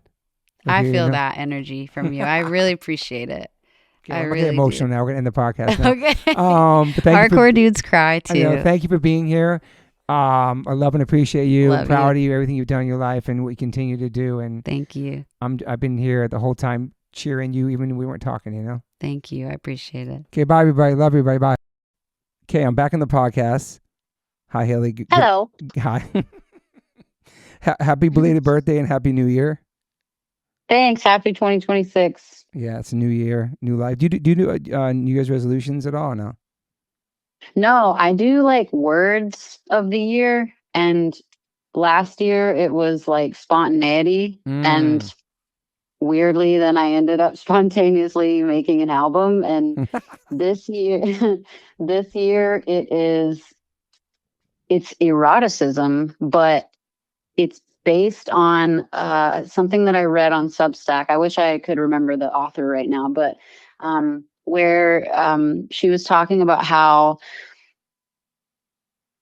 to live erotically could mean just to live in a way that you allow people to see you enjoy yourself, and you allow people to see you being fully present in your body, and like, I love that. you know, just finding your own pleasure through life. And I was thinking about how I want to feel on stage this year. Yes. And, you know, we talked a little bit about how I want it to be a more selfish experience. So that's my word for the year, is like erotic or eroticism, and trying to find that new perspective on that word. I love that. I think mine is moderation. Ooh, okay, yes. Because I tend to go over the top with everything, whether it's like I don't drink coffee, but now I drink it 3 times a day. I don't work out, and now I train too much, and I always go over the top with everything. I never do anything in moderation. It's always like to the most extreme. And I just heard about the one word thing yesterday. I saw my friend posted something like, "What's one word for the year?" I never even thought about one word before in my life that could represent something I want to do. So yeah, I feel like I think yours is awesome. In moderation, I'm really going to try to like just balance myself more, you know? Yeah, I love that. I think it's always cool to like get to the end of the year and see what that word turned into for you. Like, because you don't know, like, I didn't know what the hell spontaneity meant last year. It was the first word that came to my mind. And I think it'll be cool to see how you like feel moderation in your life. It might be something completely different than you're thinking right now. I know. It's like I'm thinking like physical things and things, but could be mental, a bunch of things. Like I told you the other day I started grounding and reading my friend's book right now. I want to try to read more, and try to like slowly be off the gram and just only post to the podcast, and then keep it moving to the following Monday, and just, you know, not that there's an age for Instagram, but I'm be 56 this year, and it's like I want to start like, I don't know. I just been grounding and reading, and just Max is like, "What's wrong with you? You're becoming a hippie." I'm like, "No, I'm just trying to slow down and change it up a little bit, you know." He'll become a hippie too when he gets a little older. It just happens. I think if you're like at all artistic or at all in tune with your body, I feel like everyone kind of goes the way of like, it's like witchy or hippie to like, I don't know. I've been drinking so much tea and making new potions for that, you know, like for my body and so I don't know. I back it really hard. I love that. You know, you're more of a tea than coffee person, huh? I mean, I wish I wasn't. I have like such a jealousy for people who wake up every morning and they do their like cool coffee ritual. Yes. It just sounds so grounding to me, but tea is grounding too. And I like that with tea, I can switch it up based on like the seasons or what part of my cycle I'm in. Like right now I'm drinking something that's just for calm, and it's got like, you know, it's like got motherwort in it, and it's got amazing lemon balm and chamomile and stuff. And so I think anything that you can like ritualize in your day is healthy. And I think that goes to what you're talking about, moderation too. Yeah, for sure. So not a one word thing, but 2 words I learned last year that I never even knew what even meant was side quest. And that was something I never heard until all the stuff you were doing. And the last time I actually saw you was you invited me and Moon. We went and saw you with Rico Nasty in LA. And I swear me and Moon were like the oldest couple. We were just standing by the bar, and it was so fun to watch. And she was so amazing. And then you came out and rhymed. It was so cool to see that you perform with her. It was cool. I never even heard of her before. Man. Yeah, it was awesome. Yeah, she's like, I really think she's destined for so much. You know, she's so talented. She can act, she can sing, she can like rap and like write.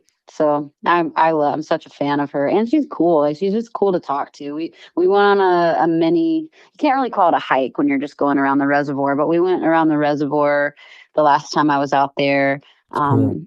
And just talked about being in the business and like her team, because we share some of the same team members. But anyway, I just That's love cool. her. I think she's the future, kind of, you know. Yeah, she's cool because she has like fast songs, she has breakdowns, she has emo songs, she has pop songs. She's so diverse. I was really impressed by that. Like, she was singing, she was rhyming. It was really cool.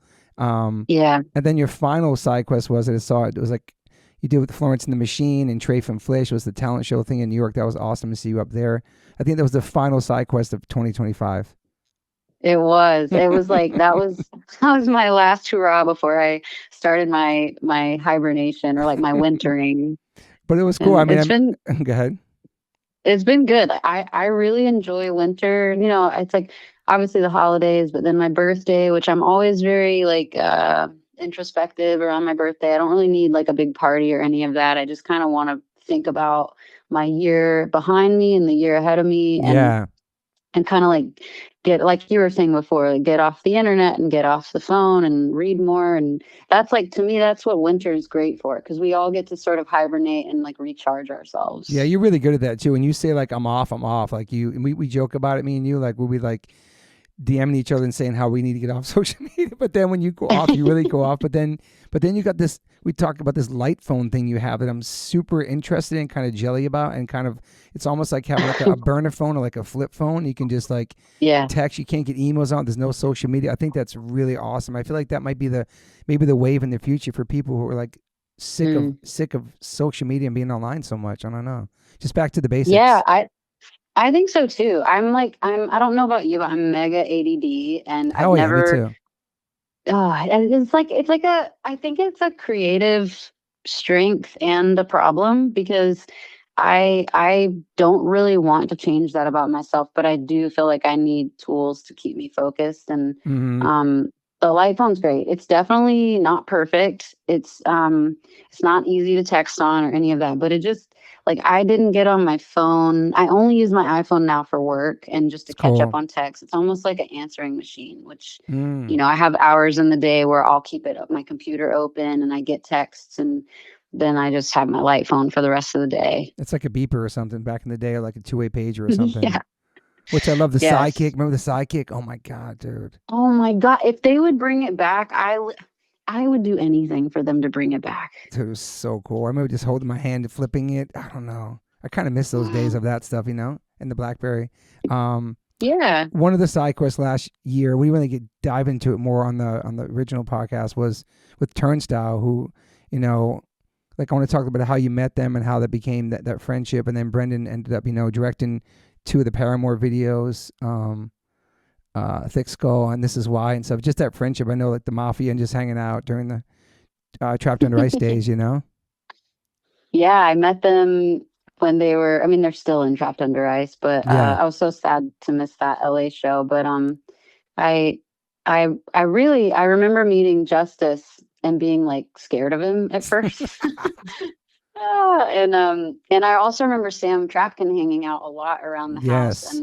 And I took my mom to an Angel Dust show in Nashville not that long ago. Cool. My mom's so cute. She's the best, dude.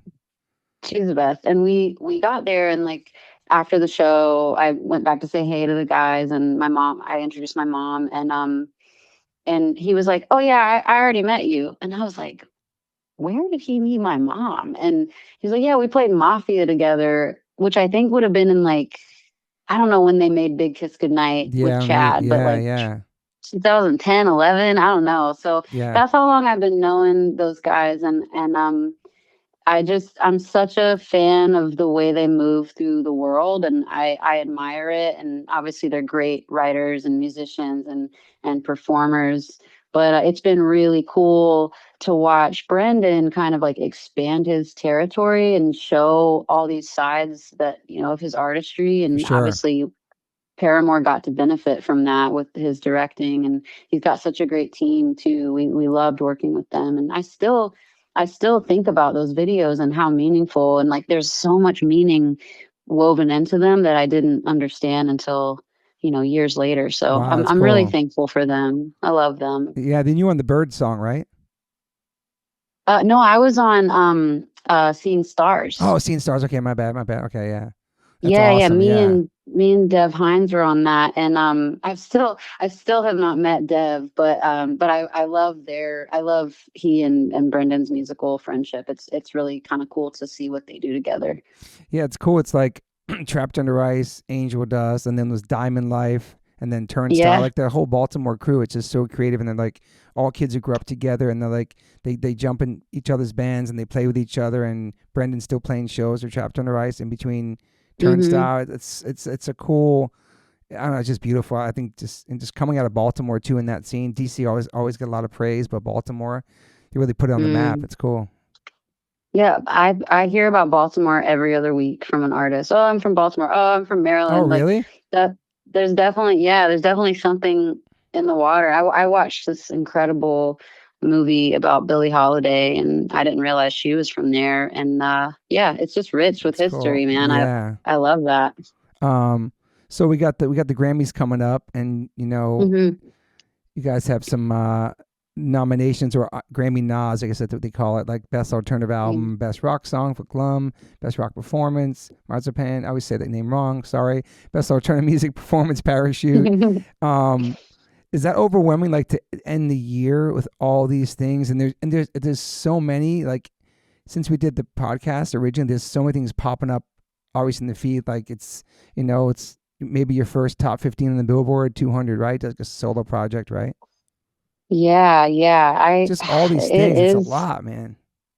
It is really overwhelming because when I made these songs, I was in like a really insular phase of my life where I kind of enjoyed feeling like wrapped up in a cocoon and safe, and I was going through a lot, and my heart Yeah, just kind of needed to be like quieted down. And then I think making the record did give me some courage, and that's why I was able to start saying yes and showing up at friends' shows and mm-hmm. being more like outside. Coming out more. But Yeah, the Grammy thing is crazy because obviously Paramore has won Grammys before, but I never in my life, in my whole career, expected that I would get nominated by myself. And I think it kind of is the antithesis of everything I grew up standing for. But now that I'm mm, experiencing it, I'm realizing like what a group effort it was to get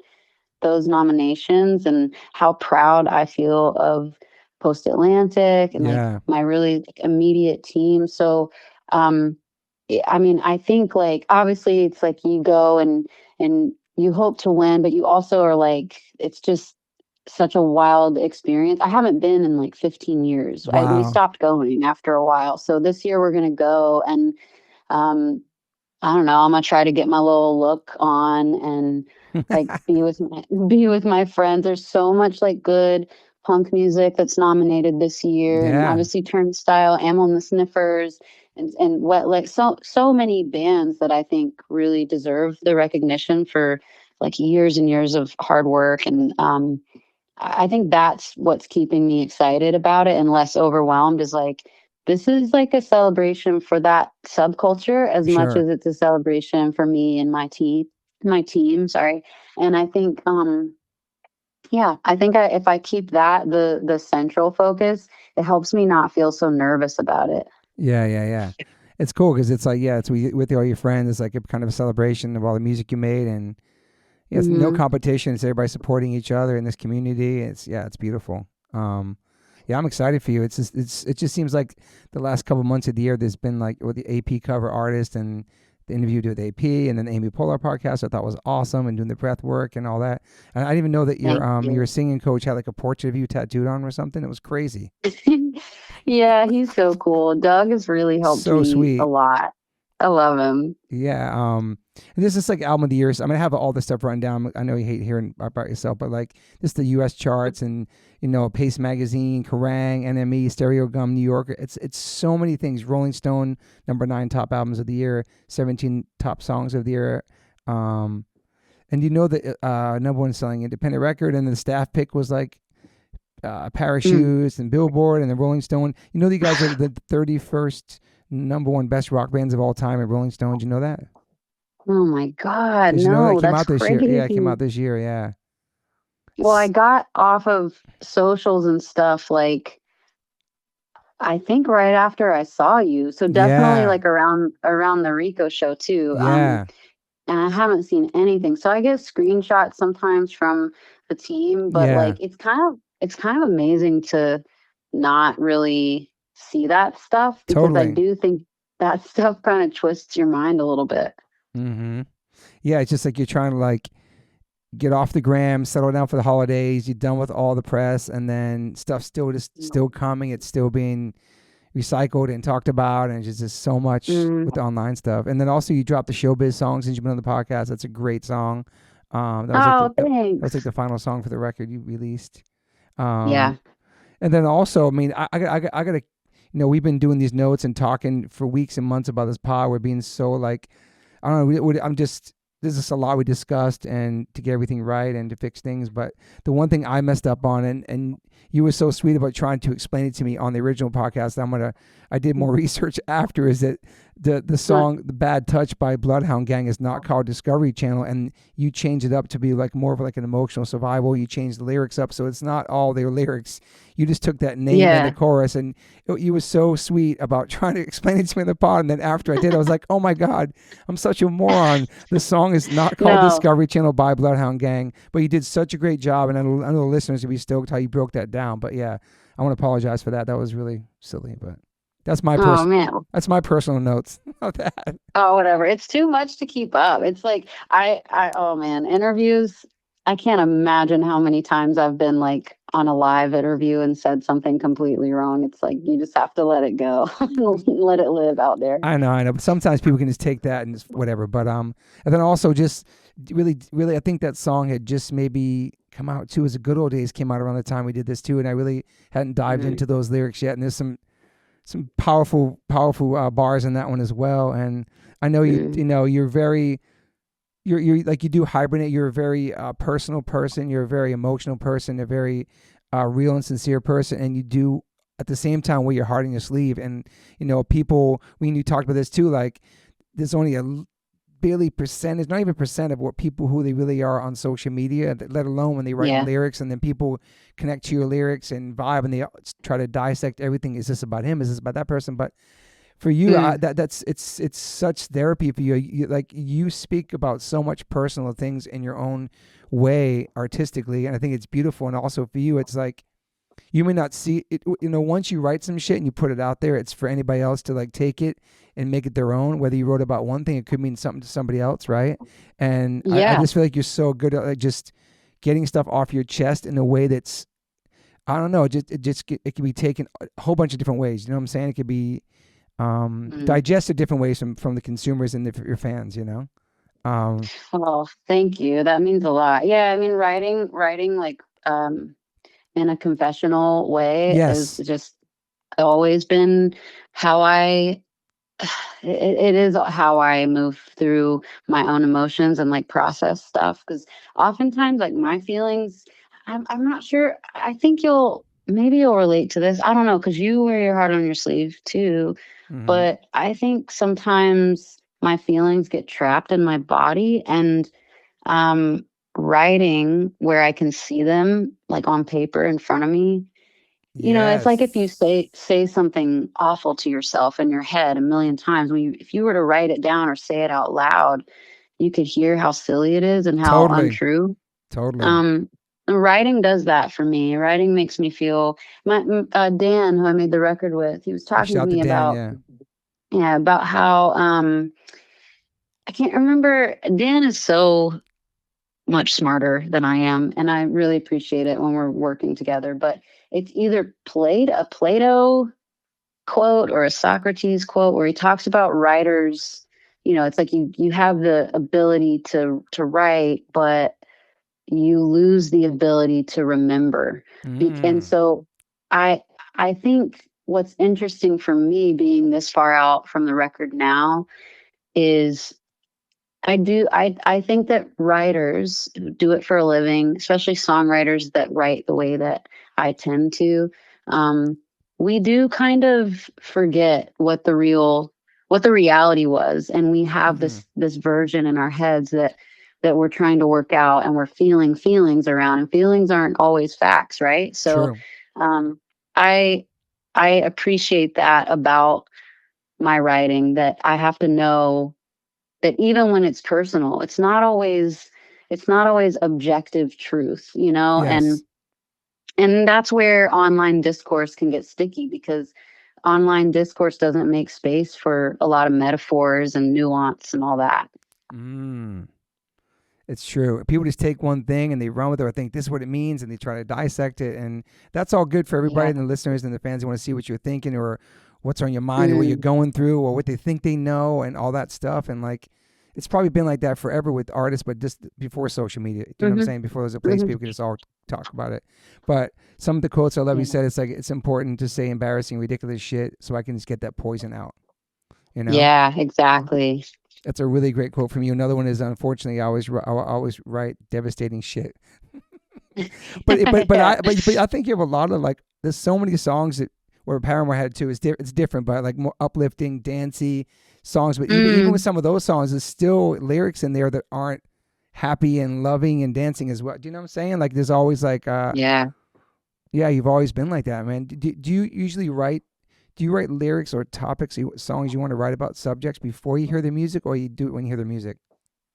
Sometimes I'll have like a line or a thought, and I'll write it down in my notebook. Mm-hmm. I've been really working on writing stuff down instead of typing it in my notes, because I'm such a notes app person. Yeah, But without my iPhone, I can't really do that. So true. um so now I kind of am learning a new system again. But yeah, I'll run through, like, for instance, when Dan and I have written together, there's been times that I bring him music, um, but when he has music, a lot of the time, my favorite thing to do would be go back through my notes and be like, "Oh, I wanted to write something about that," or "Oh, Yeah.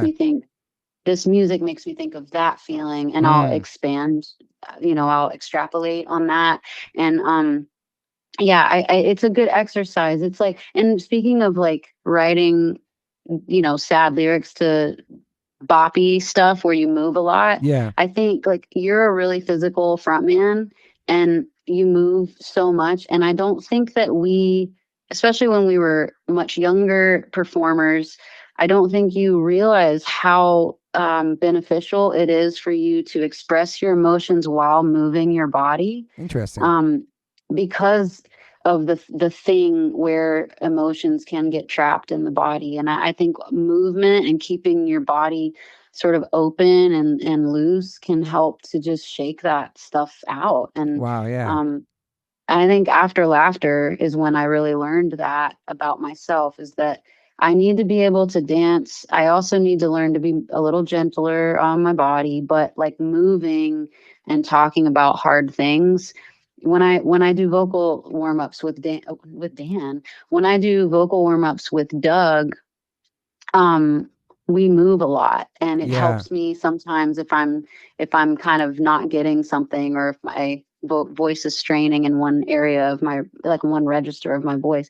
Movement will help me kind of get to it, which is so fascinating. Yeah. It's so trying to think about that. We move so much, and we're singing, and we're like, so you're singing and you're jumping and Hmm. you're moving every part of your body. Like, Yeah. you've always went off on stage, performing, running back and forth. I mean, hardcore style for sure, and even and later on in life, now you're dancing more, and you're like actually doing moves, Mhm.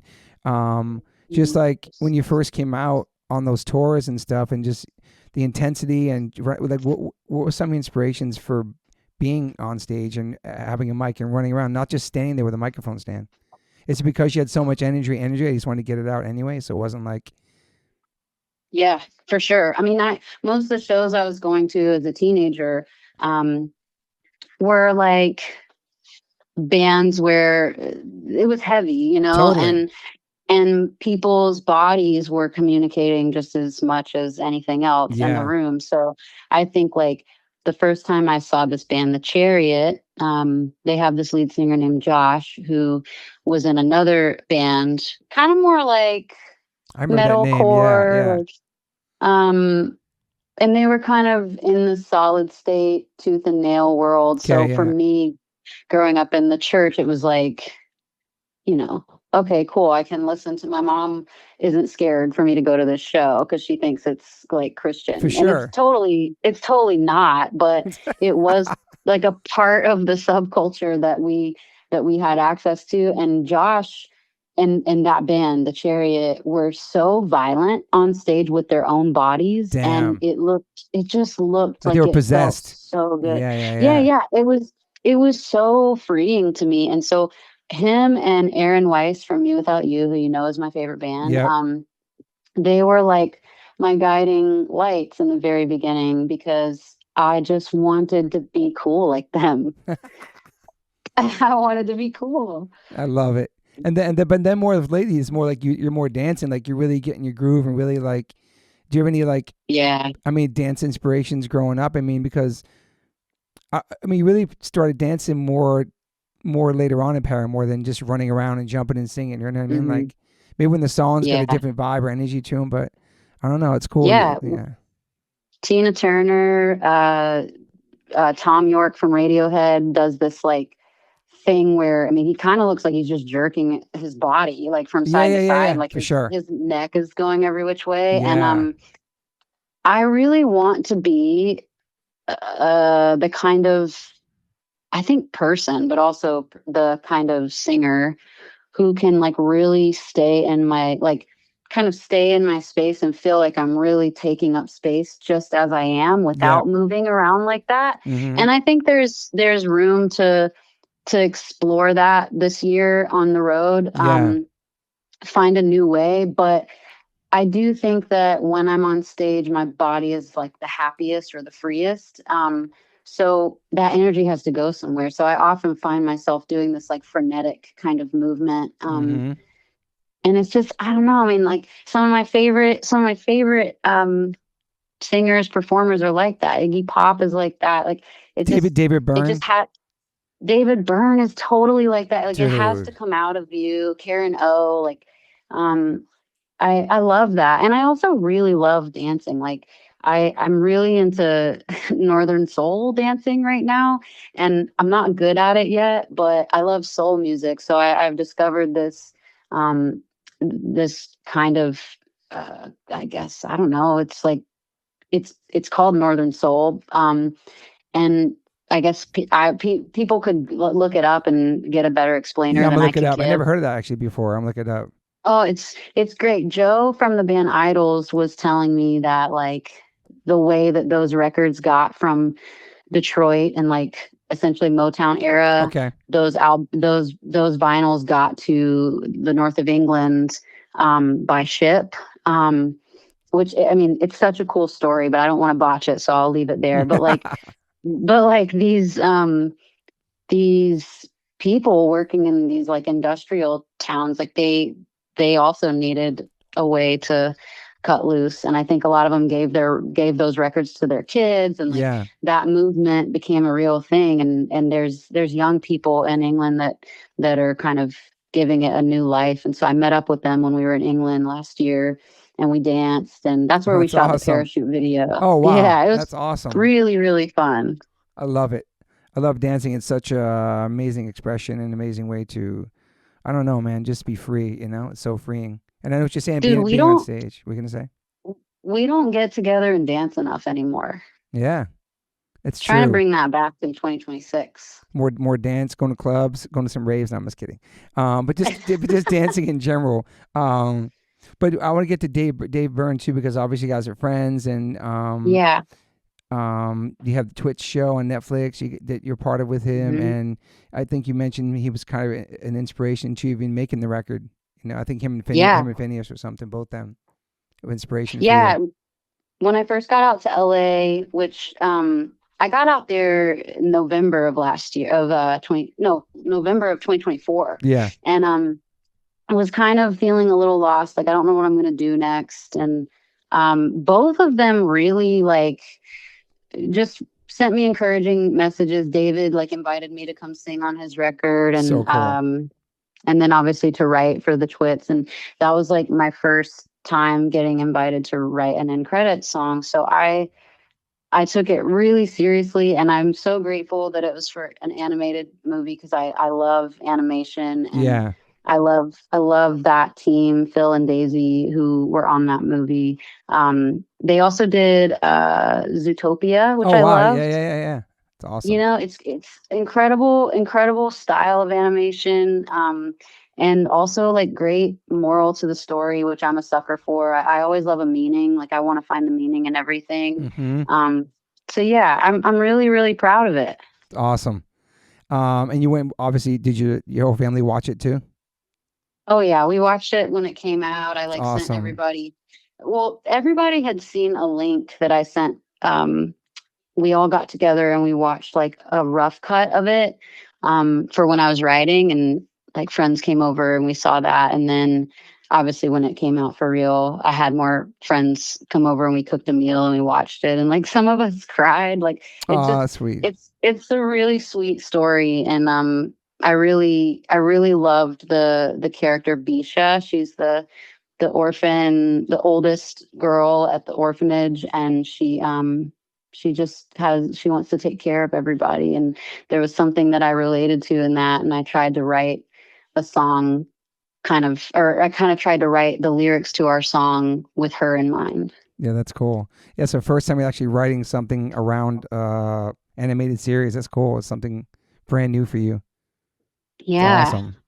thank you. And then we, some of your fashion inspo, and we talked about a little bit on the pod, but because you don't seem like the person that goes out and spends like crazy money on like fancy shoes or like name brand stuff. Like you've always had the throwback vintage hardcore shirt, kind of put it together the way you want to put it together, and it always works for you. Like you have there's so many different like chapters of you, your hair colors, your haircuts, everything. What is some of your fashion inspo? Oh man, fashion is. I think my lack of like wanting to be super like dripped out has probably kept me from a Dripped lot out. of yeah, it's probably kept me from a lot of cool fashion jobs that I could have done throughout the years. But it's just not it's like not my it's definitely not my priority. It's not my focus as an artist, but I do Yeah, enjoy fashion. And like I love every time Erykah Badu steps out, I'm so inspired. she's Tierra amazing. Whack, yeah. And that kind of like speaks to the same part of me that grew up like seeing Missy Elliott on Yes, MTV and being like, okay, where does Missy Elliott come from? Because I want to go there. I totally. want to be be there because then you can express yourself wherever that is. You can express yourself, and She's incredible. and I Yeah, think I do think I'm in a transition period in my own like trying to figure out who I am outside of Paramore and not be beholden to it. Like I am a 37-year-old woman, and I do yes. like at times I do like to feel grown and sexy or more feminine, and then some days more mask. And I recently met the husband of my publicist, and he dresses men. He Yeah, mostly does tailoring and stuff, but I really loved talking to him about fashion. So he sent me some things to try, and it felt like me, even though some of it was a bit nicer and some of it was, it was like an investment for a couple of pairs, like a boot that I really liked. And because I'm short, I need all the help I can get. But like I think that's an ever evolving part of me, and where I'm at right now is interesting because I'm getting ready yeah. to like go to the Grammys for the first time as an adult woman, and I'm It's getting ready to go incredible. on tour for the first time as a solo artist. So I'm excited to play with it and find out like how the balance of mask and femme energy come into that, and like Yeah. that more DIY style coupled with like I don't know, something that I do love that like an independent designer made, or Mm-hmm. it's gonna be a journey, I think, the rest of my life. Same with my hair. Yeah. And I'm getting ready to do my hair again with Brian, because we're in a phase with GDY where we're kind of trying to open up our world again the way we did when we rebranded, like back in, I want to say that was 2018. Yeah. And it's going to include natural colors, and just we want everyone to be able to get involved if they want to take care of their hair and try a new look. So that we have to include people who don't necessarily want to have, bright riot colored hair. Yeah. And so I'm excited to play with my hair again with Brian and let him test stuff on me. And thank God I still have a healthy head of hair, and that's just because he's so good at his job and has taught me how to take care of it. But yeah, it's just really important, I think, for anyone, but especially artists, to like keep trying to express ourselves Totally. in the ways that we can. And also, like, it's really important, I think, to be weird and to dress different and to look unique, instead of everybody looking like they bought their clothes from the same thing on Instagram. 100%. It's just, we don't need that world. We need a world that's like more diverse.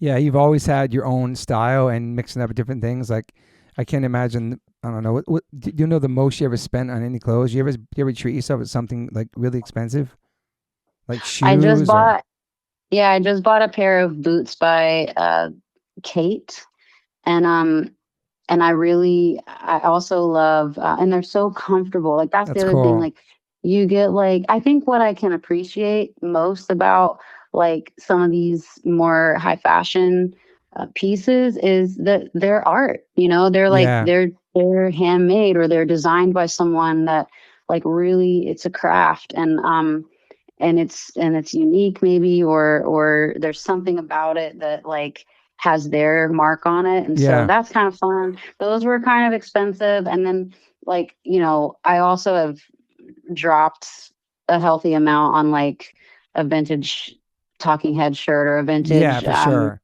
Fleetwood Mac. Those can get really crazy, but sometimes you just gotta have it in your collection, Yeah, I look at stuff online too, like the vintage stuff from Japan. There's like so many different websites of what's real, what isn't. And yeah, it's nice to have like a classic shirt of a band you loved, or I used to have it. I'm trying to get it back and wish I never sold it. Do you know what I mean? There's so many. I mean, you got that Inside Out shirt, which is sick.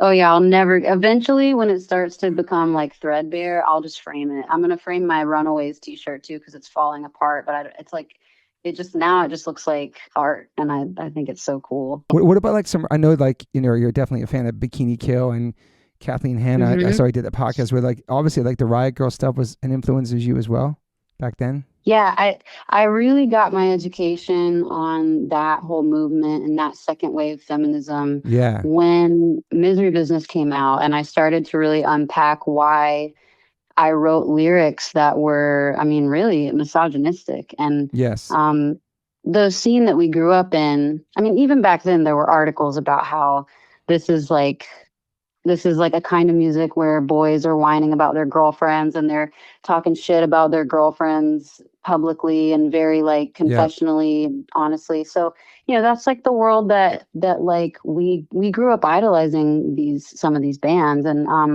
it felt very normal to take a page out of my diary after a bad day and like put it to a song. But but the best gift that came from it wasn't the success of Misery Business. It was the lessons that I learned about like untangling myself from that like internalized misogyny, and understanding that just because I was kind of living in a world at the time where I wasn't around a lot of women or girls my own age, that didn't mean that I didn't fit in. That didn't mean that I didn't belong, or that I couldn't have those relationships, and it took me a little bit to rebuild my to understand why we're conditioned as young girls to hate our own femininity and each other's femininity, and kind of tear each other apart, Mean Girls style, but Kathleen Hanna was a great teacher indirectly, like through her lyrics and how she celebrated other women, and also like how fierce she was too. I mean, I obviously am there's like a magnet for me to people who move through the world with an intensity like that, especially on stage. And Yes. yeah, meeting her last year, that was like the first thing I did last year. I remember was that. like, Yes. I was so nervous to meet her, and she was so warm, and like I just felt like I could have sat with her for days and learned so much about even just about my own self and my own experience, you know. So I'm grateful for that education, and it makes me more excited to know younger people, younger women or femme presenting like artists who like who need someone to wrap their arms around them, you know, and Yeah. say like we belong. Absolutely. Legend, like punk, spoke out about everything back then when nobody's really talking about things. Kathy and Hannah, like just like fearless, you know what I mean? Like, and then all the bands that came from all the other bands that my wife brought me to back then, besides the Bikini Kill, was like Bratmobile and L7, all these other groups that my wife got me into back then and taking me all those shows. And hey, what was the band that Jen Johnson was in with oh gosh, I can't remember her name right now, but F minus. Yeah, with Erica. F-. From Kitchen Mouse. Erica, Yes, Kitchen Mouse. Yeah, I used So to have cool. an F minus shirt. I can't find it now. Yeah, F minus was a great band. Yeah, shout out to Jen, Erica. That was a great. They toured with us a bunch of times. They were on Epitaph. Yeah, that was another So great one. sick. And the Lunatics as well, and they're from New York. Yeah. What are you most excited about or stressed about for this upcoming tour? Oh man. So I've already started practicing. I started in November doing like my own solo mission, relearning the songs on piano, relearning the songs on guitar. Wow. I'm buying a drum machine, and I'm gonna, I saw Erykah Badu do this performance on New York Times, and she started it like by like tapping on this drum machine, and I was like, well, okay, I'm gonna try that. I want to learn. I think I feel really hungry to learn from people, and I feel a bit braver to be bad at things at first. Of course. As a kid, I hated being bad at something like tennis. I would just quit it, you know? Yeah, wow. If I didn't pick it up fast. And I am not, you know, I'm not a trained pianist or the kind of guitar player who knows every chord that I'm playing. Like I really just do everything by ear, but I'm excited to learn from the people that I play with on stage. And I'm excited to like make it feel communal. Like with Paramore, I know we talked about this a little bit because we were talking about the Eras tour and what those performances felt like, but everything is so projected outward as far as you can make it go, because you want to reach everybody and you want everybody to feel impacted by that energy. And when I think about this show, which we haven't fully planned, I have like a set list in mind, and I think I know who I'm going to work with just to do some little production elements here and there. But like, when I think about it, really what I'm imagining is people getting to just come experience a group of musicians playing together and enjoying it. Yes. That goes back to the word erotic and letting people see you just completely present to yourself. Like, I don't really want to think about it as a performance. I want to think about it the same way you go see a jazz band and you get to watch their energies like tangle up together. And I'm nervous about it because none of that is anything like how I would describe a Paramore show. Obviously, like that's a group of musicians playing together, but it's so like entertainment focused. And I think I'm ready to settle into myself as a musician again. And so I'm like practicing, and I got to get a little bit more serious about it because now that like the holidays are over and just, you know, people are back to work, I want to like make myself a school schedule so that I can like really feel confident by the time I get in the room with the other players. And then obviously we'll put on a show, but I think I'm really excited for it to be a show that's for us, for me, for the feeling between everybody that's on the stage. And when I see bands like when I see a great band, it's usually not like, oh, the show felt so big or the production. It's like I'm interested in what's happening between the people and what they're playing And I want to feel like I'm witnessing something that I maybe shouldn't, like a private moment. I saw Radiohead. Yeah. Sorry, I choked on my own spit. I I saw Radiohead back in 2017. They had put out an album called A Moon-Shaped Pool, Yeah. and watching them, it was my first experience of them live. But watching them, I felt like I was like watching a secret, and they were letting us see it. That's cool. And these Super are people intimate. who, yeah, it's intimate. And I mean, they were playing in an arena, and I couldn't get over the fact that it felt like we could have been in any size room. I was just getting to witness something that was special between them. And every now and then Tom, the singer, would address the crowd, but it really wasn't about that. It wasn't like, are you entertained kind of Yeah. vibes. And so, I mean, long-winded answer, but that's kind of what I'm searching for. I love that. It's a whole new band, right? Maybe. Okay. Maybe. Okay. And you're gonna play guitar. You're gonna play a bunch of different instruments too. Try to. Like, yeah, man. that's cool. I got a lot to get comfortable with, because Piano, it's all that, interesting, yeah. like being a singer on stage, and you carry your mic around, and you carry your We got it confidence easy. around. It's easy. Yeah, there's a, I don't know, in a way you can start to feel disconnected from everybody else on stage. And that's why there were certain songs we'd play that I would be like, I want to play acoustic on this with you guys. Yeah. So I did that a little on the last Paramore touring cycle, but I think learning how, like, I've never stood behind a mic with an electric guitar and like really just gotten to be present and feel that, Yeah. and not thrash my neck around the whole entire time. That's So cool. yeah, it'll be good exploration for me, and I hope that like whoever's in the audience is like, maybe they'll give me a little bit of grace, because this is kind of like I don't know, man, this feels like a really important, maybe one of the most important tours for me, this first one coming up, because I'm reintroducing myself to myself. You in are. front of people. Yeah, and it's like nobody knows who the band is. Nobody knows what it's going to be like. They know they love the album, and it's crazy because it sold out so fast. It's like over 80,000 people in the queue at one point.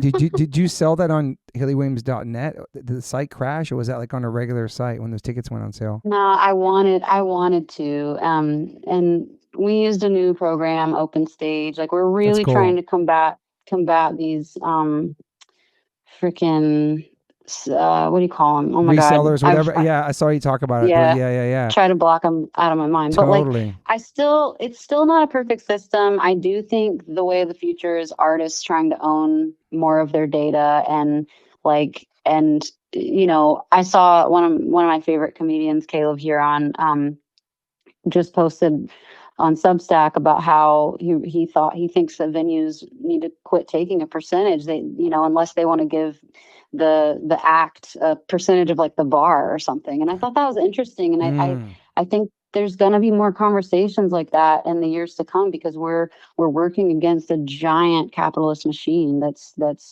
essentially like taking the humanity away 100%. from that experience of like just simply buying tickets to, it's already expensive enough, and then you add the stress. So anyway, we did what we could this time, and I'll continue to like try to figure out new ways. Also the merch percentages from clubs got to go. I mean, we just dealt with that this whole year, just like how the merch at the club just takes so much of your merch money. It just makes no sense, man. Yeah. It's so crazy, man. Yeah, especially when they're Live Nation owned. Yes. I'm like, it's one thing if you're an independent Totally club, different. and Yep. I want those venues to stay in business, and I'm happy to be a partner for that. But yeah, I'm like hopeful to see where that conversation goes, and if there's enough powerful artists and people that work in that industry that are willing to try something different, which usually suits aren't. I think we can see some kind of change, even if it's incremental, like little stuff. Absolutely. And Water From Your Eyes and Snuggle are the two bands, the groups, and which I never heard neither of those bands.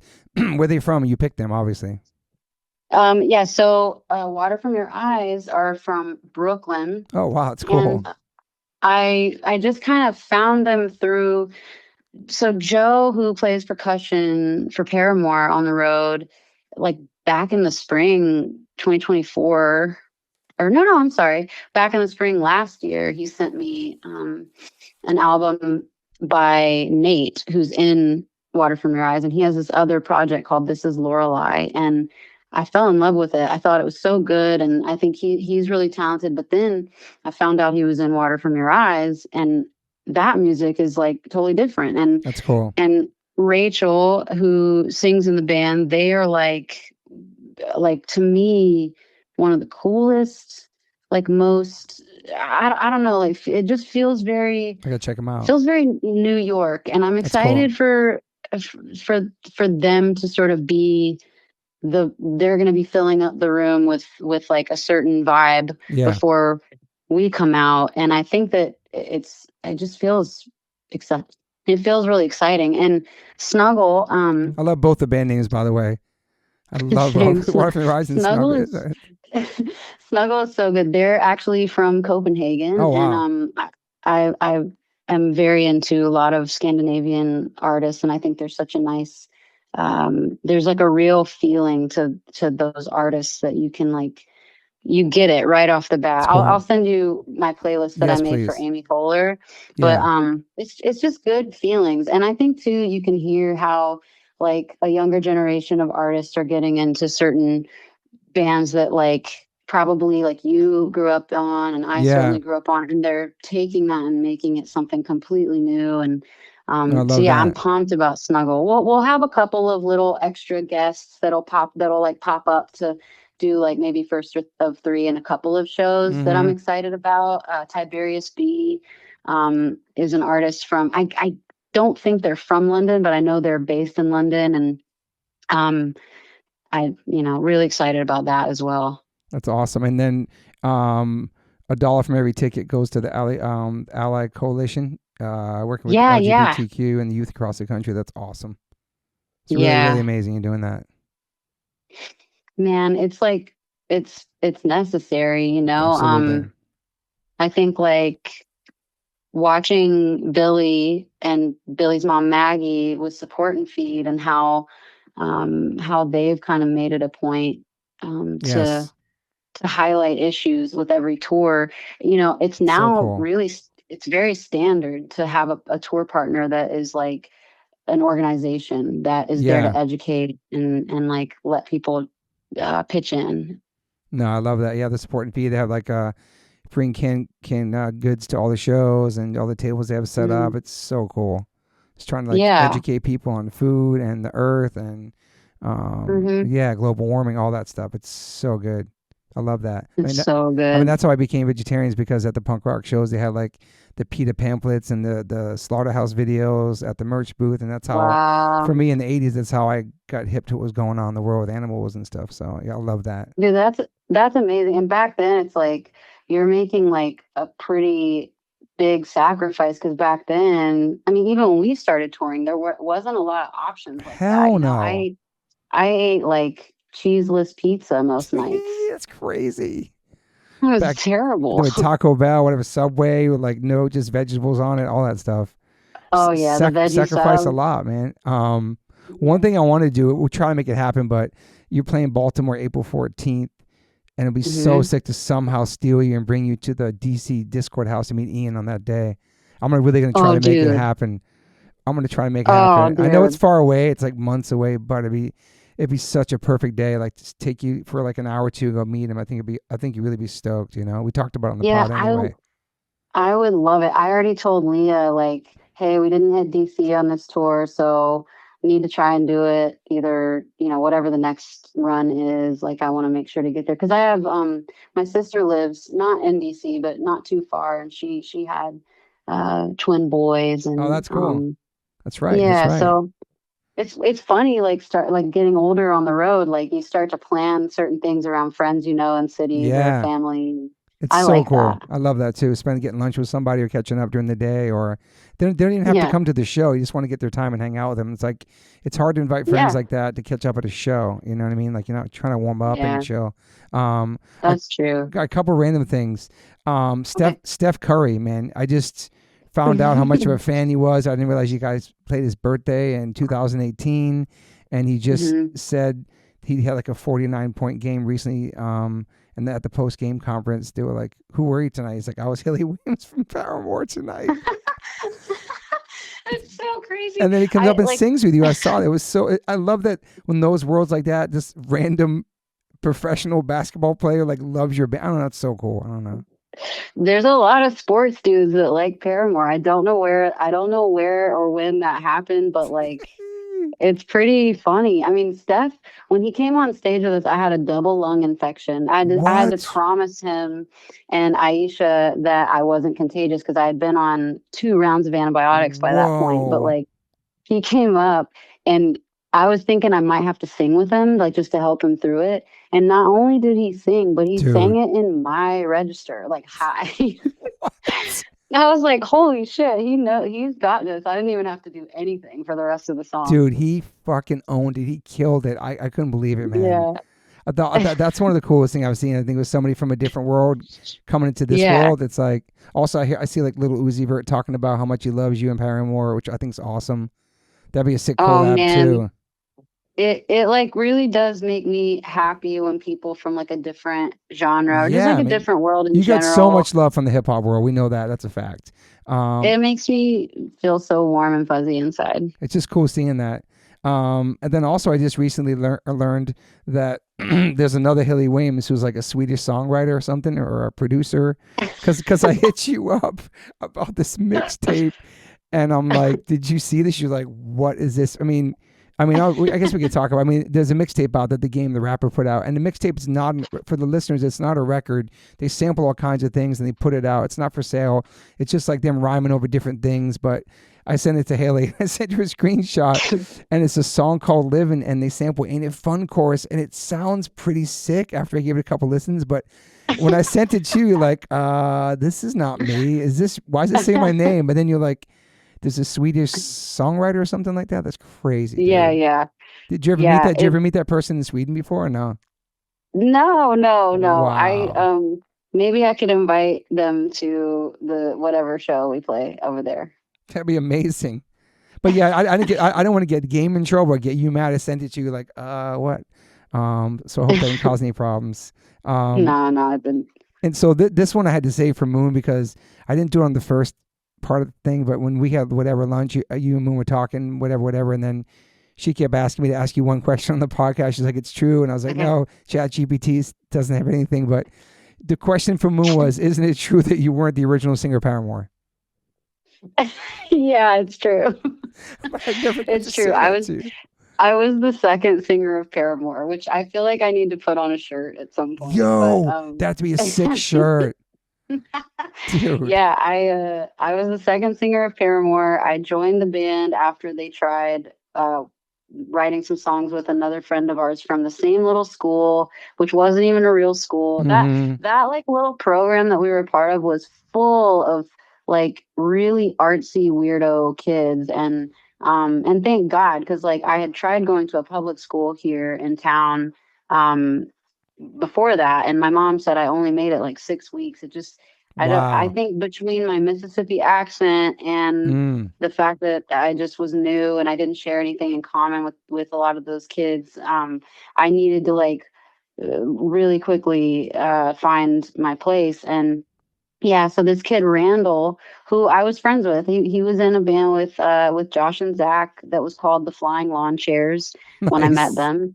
And so yeah, it was sick. And somewhere I have that demo. I'm really sad. I can't find the box with any of my Riot era photos that I used to take a lot of pictures, and it has those demos. But Randall, his dad was a songwriter in town and had a studio, so they would use his studio a good bit. And which is crazy. Like to me, when I met some like 11-year-old, 12-year-old, 13-year-old kids, and they're already like, they already know how to play together and they're recording. I was like, dude, this is incredible. And yeah. Anyway, me and Randall used to like leave a open biology book between our feet and cheat during tests and it's like we and for the record my mom has always been a teacher, and she told me, when I told her that story, she was like, you know what, I'm proud of you for knowing where to find the answer. So Wow.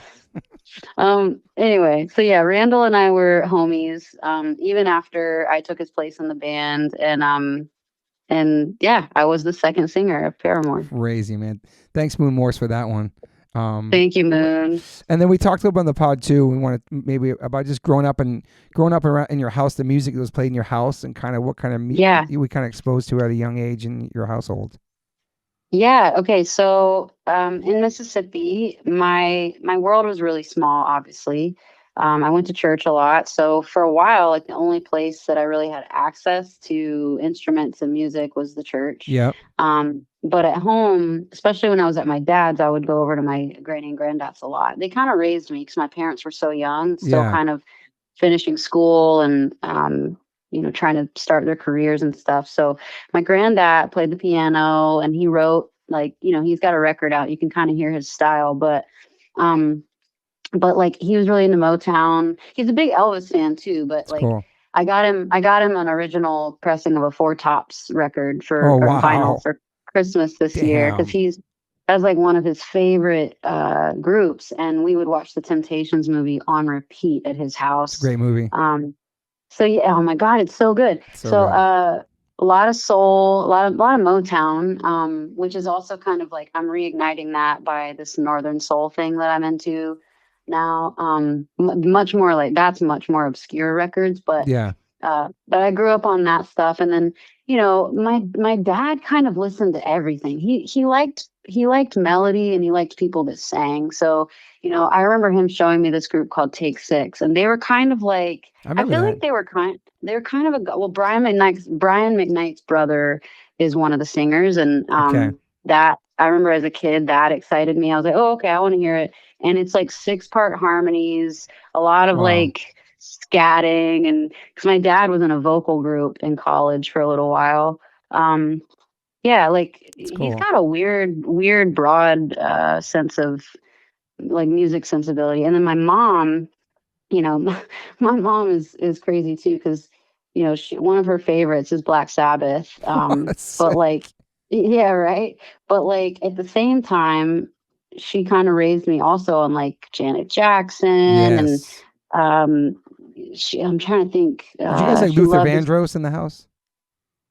Oh yeah, So probably good. more at granddad's, Yeah. but yeah, because mom listened to more modern music than that, and also my mom is like, I credit her for like the fact that I actually really enjoy like old musical movies like Seven Brides for Seven Brothers, and then like from the 90s, like the Newsies, and West Side Story was a big one in the house.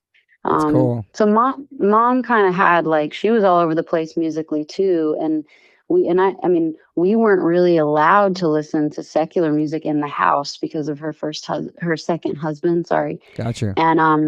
And so we would sneak it in the car on the way to school every morning. We would listen to everything from like Dixie Chicks, now it's the Chicks. The Yes. Chicks, Goodbye Earl was a big one for us, and Wow. Leanne Rimes' first album, Blue, was big. So man, like there really That's wasn't cool. a genre that mom didn't cover. Yeah, that's cool. Aaron was talking about that from Under Oath, about the different stuff he couldn't listen to, non-sector music, and how like he got like a Snoop Dogg single, but he couldn't even listen to it, but he liked the cover and he knew it was rebellious. He just kept it in his pocket, Yeah. but he didn't listen to it. But he knew he couldn't listen to it if he had a choice, but he just had it because it was like kind of rebellious. But yeah, just finding out other music and different things and outside of that world, right? Yeah. Wow, man. Mm-hmm. But I also love how open minded you are with music. Like, I'm always like sending you new groups. Like, I don't know, I send you Eka, and then like Fiddlehead, High Vis, Military Guns, Scow, and then you put Scow on your Apple list. It was so happy. It was so cool of you. But you actually listen to the shit that I send. You actually listen to it. You write me back. You're like, wow, I fuck with this. Like it's cool. Like you're always got your ear to the street and checking out new things. But the Eka one was great too, because she's really crushing right now, man. Dude, I know. I'm so everywhere. proud. Yeah, everywhere. It's so I'm cool. trying to catch up with her. We met once in Nashville, but I remember when I that. come out to Yeah. LA, maybe in LA, like when I'm there for the Grammys, like I know, like I cannot believe this, but like Post Atlantic is co-hosting like a pre-Grammy party. I So mean, if you cool. had told me a year ago that I would be even open to that, Yeah. but like I'm excited to invite some artist friends and just people that have been super supportive, and I'm doing it with a couple other artists and like secretly group that That's cool. distributed my record. So yeah, I think like I always have time to listen to music, because I think that the more music you discover, the happier you're gonna be. For sure. And it's also just like you're expanding your palette. For sure. Do you listen to older stuff too, like Sundays, Cranberries, stuff like that, or? Oh, I tried to get the Sundays to come out to our last What? not eras, but Yeah. our Wembley. No, Oh wait, my was God, it they've been Wembley? amazing, dude. And they couldn't. They weren't close enough in town. But I'm still gonna try. I love the And do Sundays, like a and song with them or something. It'd be sick. oh, I would die to do that. And I think lately the older music that I've really been listening to is probably because it's winter, and I always feel like winter is really romantic. I've been listening to a lot of Nina Simone and Billie Holiday, and I think her name's Ann Peebles. Just like stuff that like good singers, but like not pop singers, people Yeah, that yeah. like really just use their voice like an instrument. I mean, we've been listening to a lot of Amy Winehouse again in the house. I love her so much. Ooh, me Just love her too. so much. Did you ever like Sinead God O'Connor? rest her soul. Yeah, you like Sinead O'Connor and Hole and stuff like that? Oh yeah, for sure. Yeah, Sinead was so More punk. more Sinead O'Connor, I think. Dude. Like I was so late to, I mean, obviously my age, I was late to like grunge and stuff, like Yeah. that wave. But yeah, of course. I mean, like those songs are like And just classic and just all now. of her shit, like how rebellious she was. She shaved her head. She just want to look all pretty, and how she like they didn't have like hip hop as a genre on the Grammy, so she did a Public Oh Enemy logo on the side of yes, her head, and just like she was just so yes. punk. Like she spoke her mind for everything, and she was just so rebellious, and she was so talented and gifted and beautiful inside and It's out. Like yeah, I was just the documentary is incredible. I don't know if you saw the documentary that came out. It's really awesome.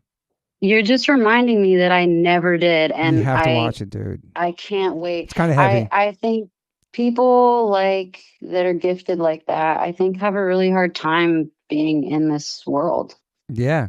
For sure, you know? especially ones, and her lyrics are pretty on open, like same as your, like heart on the sleeve, speaking about Yeah. things, and Mhm. also we have a love for Coldplay. Me and you, we talk about Coldplay a lot. I Yeah, love them man. I so mean, much, man. first show I ever saw at the Ryman was Rush of Blood to the Head. Like, talk about Really, luck. wow, really, Yeah. wow, Yeah. It that's was so awesome. sick. I'll never forget how the whole room turned yellow when they played Yellow, and I was just Oh, like dude, ascending into the sky. wow. What are you watching right now currently? I know you said Mad Men. We talked about. What are some other stuff you're watching? You Yeah, so binge a lot of watching. oh, I'm binging for sure. We when we were on the road, like growing up, I was not one that sat in my bunk or in the hotel rooms or anything to watch stuff. I really missed out on a lot. Mm-hmm. And so I'm finally watching Mad Men from start to finish and really loving that. Tig Notaro's show, One Mississippi, is really beautiful, and it's kind of based on her life and losing her mom. And I just watched a film last night called Eternity. It's an A24 like rom com, and Mm. Elizabeth Olsen is in it, and Oh Miles shit, I'll Teller, watch that. and yeah, and what's his name? I don't want to botch it. No, I'll check it out though. I'll look for it. Yeah, it's so Callum Turner. That's the other actor. It's so creative and it's funny, and I cried a good bit, which I really need to cry more. I like haven't cried much in a year, and I think that's so troubling. So I'm trying to cry more. You're trying to make yourself cry. Yeah, I need to cry. I You can need to listen to get some some shit Coldplay. You out. can listen to some. I don't know. Yeah, go on the Coldplay. That'll make you cry. Oh, hey, I know a song you need to listen to. It's this artist, of course, from Baltimore, because apparently everyone Oh is, shit. called Nourished by Time. Okay. And the song is called When the War is Over. And oh my God, that's one of those like make you cry songs. Well, does the Cure make you cry? Does the Cure make you cry at all? Oh yeah, Wish, Oh the man, album Wish, dude. and the song Open from no, I'm sorry, the song High from Yeah. Wish. One of my favorite songs of all time. I got to see them play it live at Reading in like 2012, and Wow. I just yeah, Robert Smith to me in a celebrity death match against Morrissey would win every single time. I agree. I I agree. yeah, I used to dream about him. I was so in love with him, but I think it Wow. was more just his like his lyrics get me and his Yes. voice gets me. Man, It's crazy because I'll come home, my wife would be listening to the Cure, and she'd be all happy. And it makes me so emotional. It makes her totally opposite. It makes her so happy, and she loves Robert, and we've seen him so many times together. And she met him a long time ago, and when she met him, she's like, "Oh, sorry, I don't speak English." She was so scared. She didn't want to say one word to him. She just wanted to shake his oh hand my and get a God, photo with him, dude. that's amazing. She doesn't speak English. That was her response. Yeah, because she didn't want to say anything. She didn't want to fuck anything up. But he was so nice and like, yeah, dude, yeah. Man, The Cure is one of the greatest bands of all. And the latest record I thought was really, really good. And me too. yeah, I saw him with It's the Def. nominated. Yeah, it is. Oh shit. Yeah. Fuck Let yeah. me double check that. That's really cool. Let me fact check. And I just saw them with I saw them with the Deftones, and that was a cool combo. Ooh, really? Yeah, Where? it was like a year or two ago, and I came on stage to watch Deftones, and Robert was standing on the stage watching Deftones. I was like, Oh, yo, this dude is so cool. he's so cool. Yeah, so they got nominated for Best Alternative Music Album and Best Dude, Alternative Music Performance. wow. Is there anybody you ever met you got starstruck meeting Well, or nervous? wait, hold on. Yes, hold on. I actually did really well when I met Seth Rogen, but Whoa, it's him? Wow.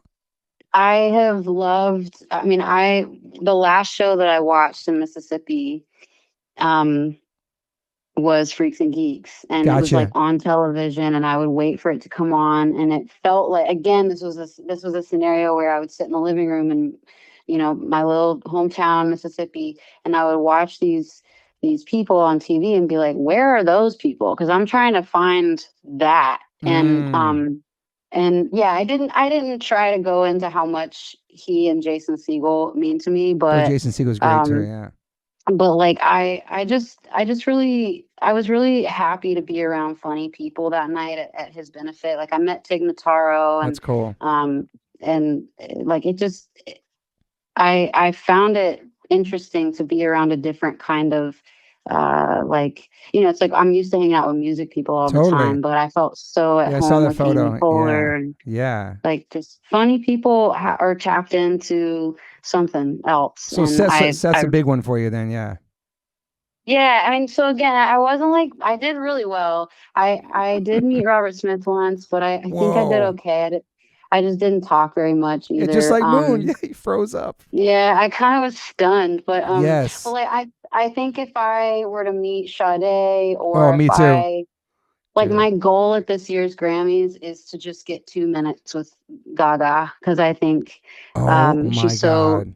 she's smart, and She's I incredible. wanna like get in her brain and be like, how do you navigate all of this and you still feel like such an artist, That'd be so but cool. yeah, That'd be so cool. I'd probably be one more. Beyonce. Ooh. First Grammy Awards, we were walking out and Brian was with me and she tapped him on the shoulder to like ask if he would get my attention. And so he turned around and he saw Beyonce and he was like, girl, I must have looked like I saw a ghost. And then I got you and you turned around and you just like your jaw dropped. And she was so sweet. She was saying she loves Misery Business. Like that was What? forever ago. Wow, dude. Yeah. And I don't even remember if I said anything because I was just like, you're Oh my God. Beyonce. That is incredible, man.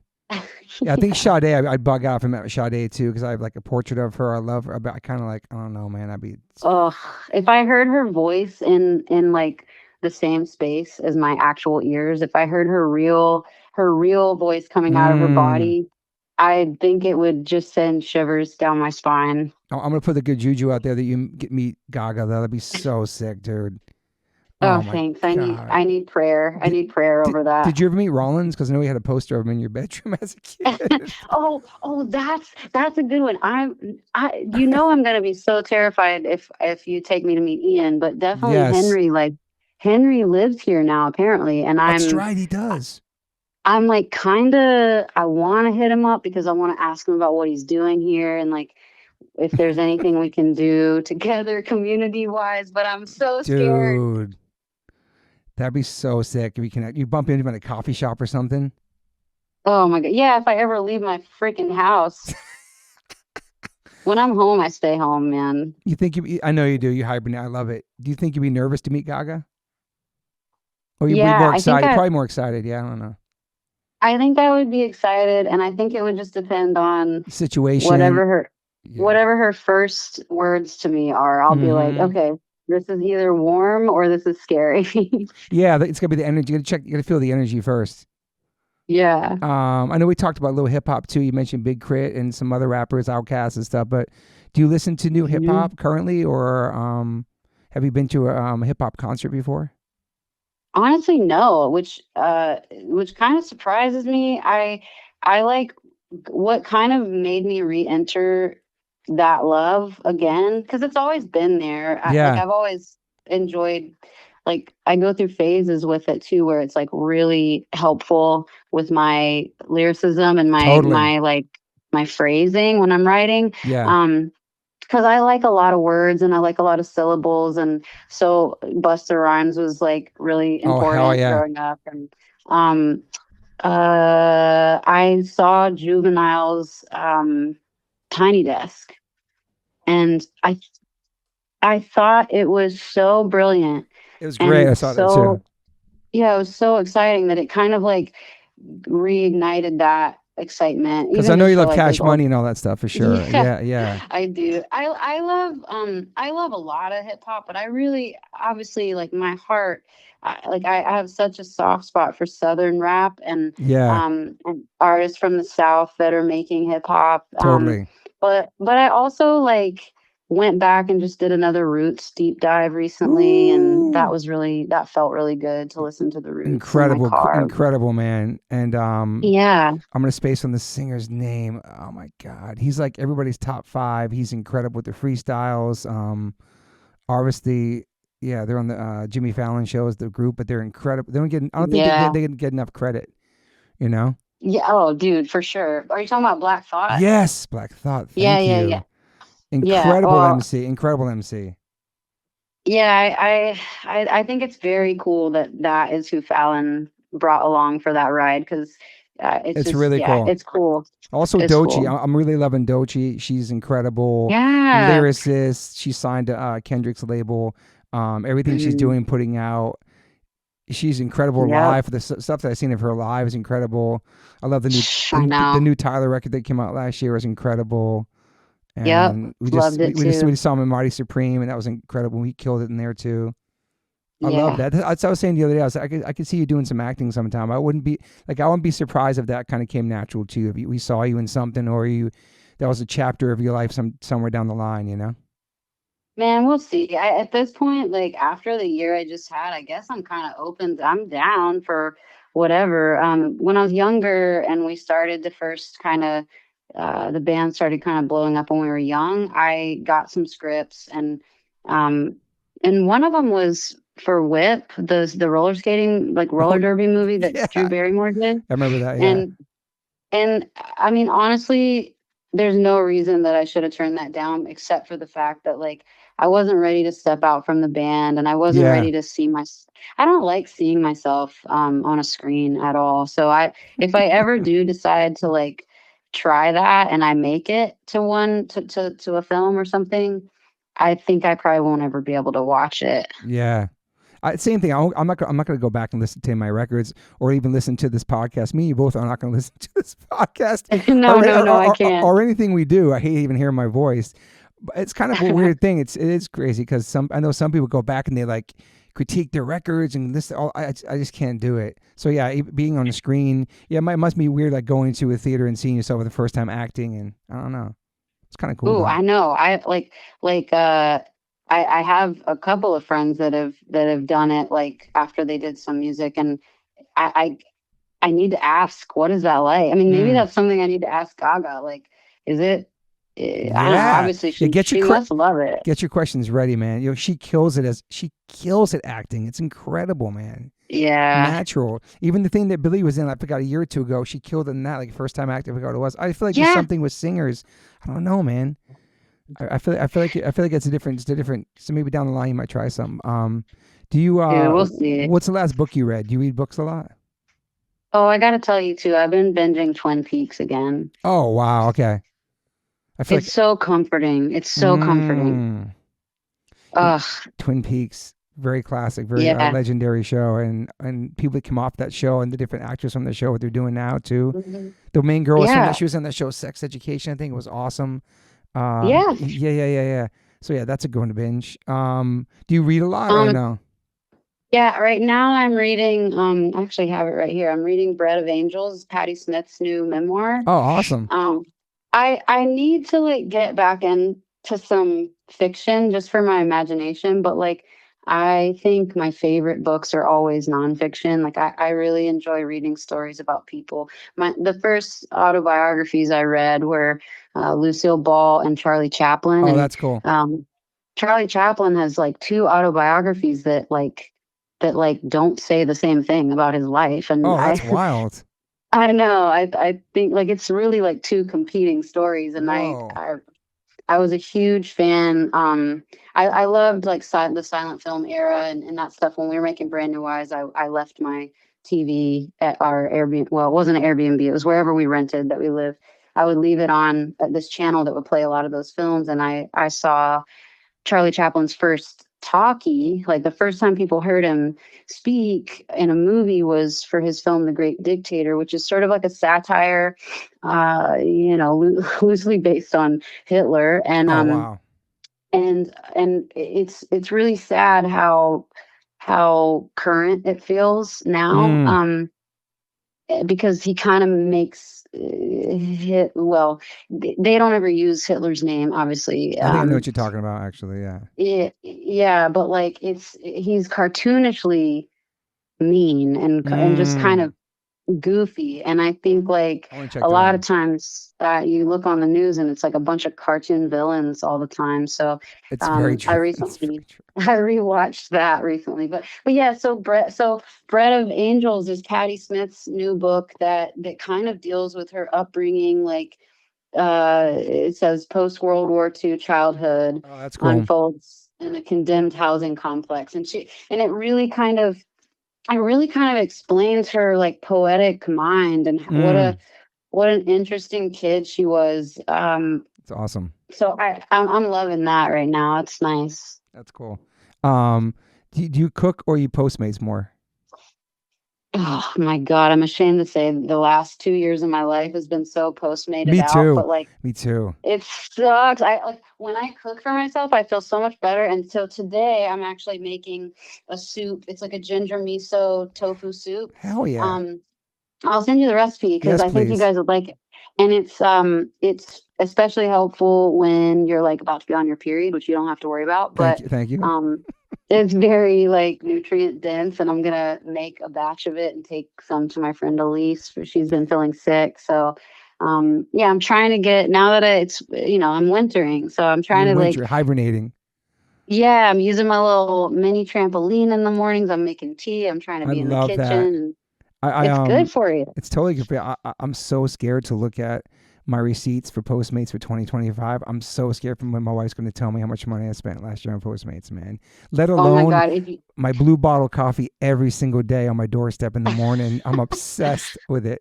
And it's because I don't drive, so it's like maybe this stuff evens out with my Postmating and I'm Ubering and I'm. True. Do you know what I'm saying? I'm not paying a car insurance, so hopefully it's equal out. But you don't drive. That's true. I forgot. Hey, would you ever learn like a coffee ritual at home and like make your own? For sure. I just got to find because there's so many different things with coffee, like the beans and like there's so many things to know about, right? Being a barista and all that stuff. Rusty, our guitar player, he became one for a while in LA. He's obsessed with coffee, so he's like our guy to go to in every city, country. But yeah, there's so many different things, that different bitter, and I don't know. Max, whatever people say, my son, the listeners, he's obsessed with different kind of coffees, kind of coffee connoisseur as well. But there's it's like, I just like coffee, but I don't know what kind of taste I have for it. But also you cook. Every time I talk to you, eating something that's vegan, you're pretty vegan adjacent. Like you don't claim it, but you pretty much eat clean and healthy. Yeah, I try to. And also I just like cooking vegan more. I don't really like handling meat is so weird. And if I ever make something, it's usually I'm one of those that's like, well, okay, I'm gonna go to my local farmer's market. I want to understand, but like for the most part, yeah, I think I just think it's good for you. I think it's good for you, and it teaches you like how to be really intentional with what you put in your body. Absolutely. And I'm all about that. Especially New Year, man. It's a new freaking year. Well, I appreciate you so much, Hayley. I'm so happy we got to do the phone call and do the podcast, and we've been talking about this for months. And for all the listeners, we put a lot of time and a lot of things into this episode, and it means so much to me to have this time with you, and you be back in my life and all that stuff. And yeah, I just really appreciate you. This has been awesome. I'm trying to get my questions here. I love you, and this feels like the most. I told you this before. This feels like the most comprehensive interview about like my career thus far, and you never do it again. Yeah, I'm really excited to leave it here. I'm ready to see what's next, and you're like a perfect person to talk through all this stuff with, because some of it can be like emotional or triggering, and totally. Like I'm still processing all of it, and I just thank you so much. I hope fans dig it, and thanks for helping me usher in like a new season of my career.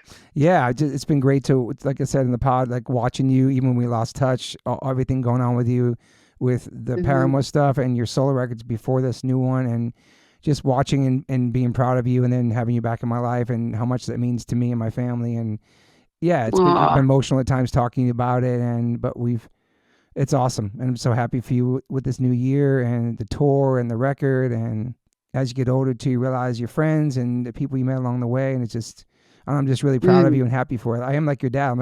I'm old enough to be your pops. I'm proud of you, all the stuff you do. and I feel like you've been through a lot in relationships and life. And I feel like you deserve, in my lifetime, I hope I see you, whatever it's going to be, relationship or partner, you deserve love and all that, and somebody appreciates you and everything you're as a human, Thank you. I love you and your family, and let's party before the Grammys a little bit. Yeah, I want to come to that party, man. I'll put a suit on. I'll dress up, man. I'll bring Moon with you. I'll bring Max. It'll be awesome. Yes. And shout out to Leah too, Post Atlantic. I just got my my Hayley GB shirt, my GB mock-up, and I got my book. Sick. The merch is sick, and it's just that your team is so small. It's crazy. For the people in the world listening right now, they probably think it's like this huge label, but dude, it's Hayley, it's Leah, and a couple of people, Ryan and them. It's incredible. Like, it's just your friends. You know what I mean? It's not like some, I don't know, no suits, no corporate shit. It's like you've been there, been through all that in your career. Work smarter, not harder. I don't know if I asked you on that last question. I don't know if I asked you on the thing, but did I ask you your top 5? You have top 5 bands or punk bands? Oh, well, I mean, I know it's not like punk necessarily, but it doesn't have to be punk. Cure is definitely one of my top 5s. Failure. I mention Failure all the time, but they really like changed the course of my life as like someone who wanted to be a musician. Like, I learned how to play guitar in drop D tuning because of Failure. That's amazing. And you cover the song too. Yeah, I sang with you. Yeah, cover their song, and I hope I get to do that once on the road, just for fun. That'd be cool. So those two. Oh my gosh. So we got Failure. We got The Cure. Let me take a gander really quick. Take a gander. Take a little gander in my Apple Music files. I know you love Title Fight too. Oh, I really do love Title Fight, and I get so sad that they're not around. Um, da, da, da. Okay, hold on, your hold time. on. Take your time. Artists. It's hard for people, like you put them on the spot for the top fives. I know. I'm really bad at like the even like when someone asks me like favorite album or favorite song of the year, I like Amy Poehler was like, "What's the last song you want to hear before you die?" And I think I just made a joke because I was like, I can't think of it, but it's probably "Open" by The Cure. Wow. Okay. That's a kind of crazy question, man. Actually, I'm thinking about that now. What I want to hear before I pass. Oh my god, I thought about the other day. Oh my god, it was such a beautiful song. What the fuck was it, dude? It was so. Oh, you emotional. don't remember was it a Cure song? No, it wasn't. It was some random song I heard at the. That's another thing. I always send you clips of this. Almost every time I go to CVS, they're playing like Paramore. Like everywhere I go, you follow me to like the CVS on Pico and this other one. It's the most random stuff, or maybe in Target too. It's freaking crazy, man. Well, of course. You're in your eyes by Peter Gabriel. Oh my god! Your eyes. Oh my god! Dude, come on! Yeah, I mean, emo. And I love Phil Collins too, man. Yes. But I would say we got the Cure. We got Failure. What else? Talking Heads for sure. You got to do that. You got to do that. I feel kind of like Fugazi. I need to say. What would you say? I said Fugazi. Oh my god, I do love Fugazi. Maybe Yes, because Yes really changed my. Nice.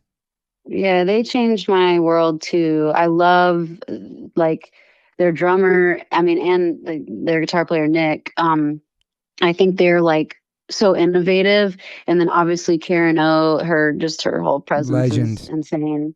So the Cure, Failure, Talking Heads, Yes, one more. That's a great list. It's a great list. Thank you. Hold on, I'm going over to Spotify now. First time Failure has been mentioned on the podcast ever. Really? By you, yep. Pretty cool. Okay. Sick. One more. Maybe like, it's. Who do you listen to the most in your life? You think? This is random. Do you like the Goo Goo Dolls?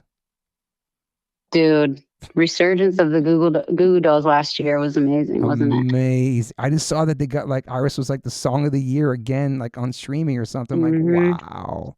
That shit makes me goosebumps. All that Long Way Down, Black Balloon. I went and saw them perform last year. I just get in my zone with. I don't know. I love them, dude. And they came from punk too as well. Yeah, for sure. I mean, like most of the best bands do. Cure, Failure, Talking Heads, Yes. Okay, I'm still looking. It's amazing how you can just like go blank. It's okay. You know what I mean? No hardcore stuff, no punk stuff, no let's see, Sade. Let's see. I mean, yeah, Sade is not like I was trying to think of groups, but groups. Yeah. I think like by the time we get off the phone, I'm gonna think of it too. Deftones. I know one. Sunny Day Real Estate. Ooh, that makes total sense. I love Sunny Day, and I like list, their actually. other. They had like another band, or at least two of the guys had another band called The Fire Theft that I was obsessed with. And when I saw Sunny Day play a couple years ago in Nashville, I was talking to them about it, and I was just like, I literally said to Jeremy Enoch, the singer, I was like, your voice for me is like when people hear Peter Gabriel's voice. It's like, yeah, dude. It's comforting, and it has like this rasp to it, and I love his melodies. So yeah, I would say 5. At least for today, that's my 5. Yeah, stay tuned for the listeners when we jump back on the pod in 2 weeks when she's like, I want to redo my list. Can I give a bonus? Yeah, dude. The Buzzcocks. Whoa. Dude, I love the Buzzcocks, man. You crazy? Like, come on. That could possibly want to be the first pop punk bands from not in America, I would say. What Do I Get? Oh my God, there's so many great songs, dude. Oh my gosh, What Do I Get? Thank you for saying the Buzzcocks, actually, because they don't get talked about enough. Yeah, they don't get enough love. And the singer passed away. That was really sad. We got to play with them once in England or something back in the day. Damn, that's a good top 6, girl. But I know you're gonna text me some other ones. I know. Well, now that I'm looking back, get in the zone. What else you got? Top 10. Beach House. Mm, You know about Beach House? They're from Maryland. I don't know about them. No, I'm writing them down right now though. Okay, Beach Okay, House. Beach House is a whole like feeling. So Okay. you can go You're any all, place you're in all their about the catalog. feeling. You're all about the feeling. I love that.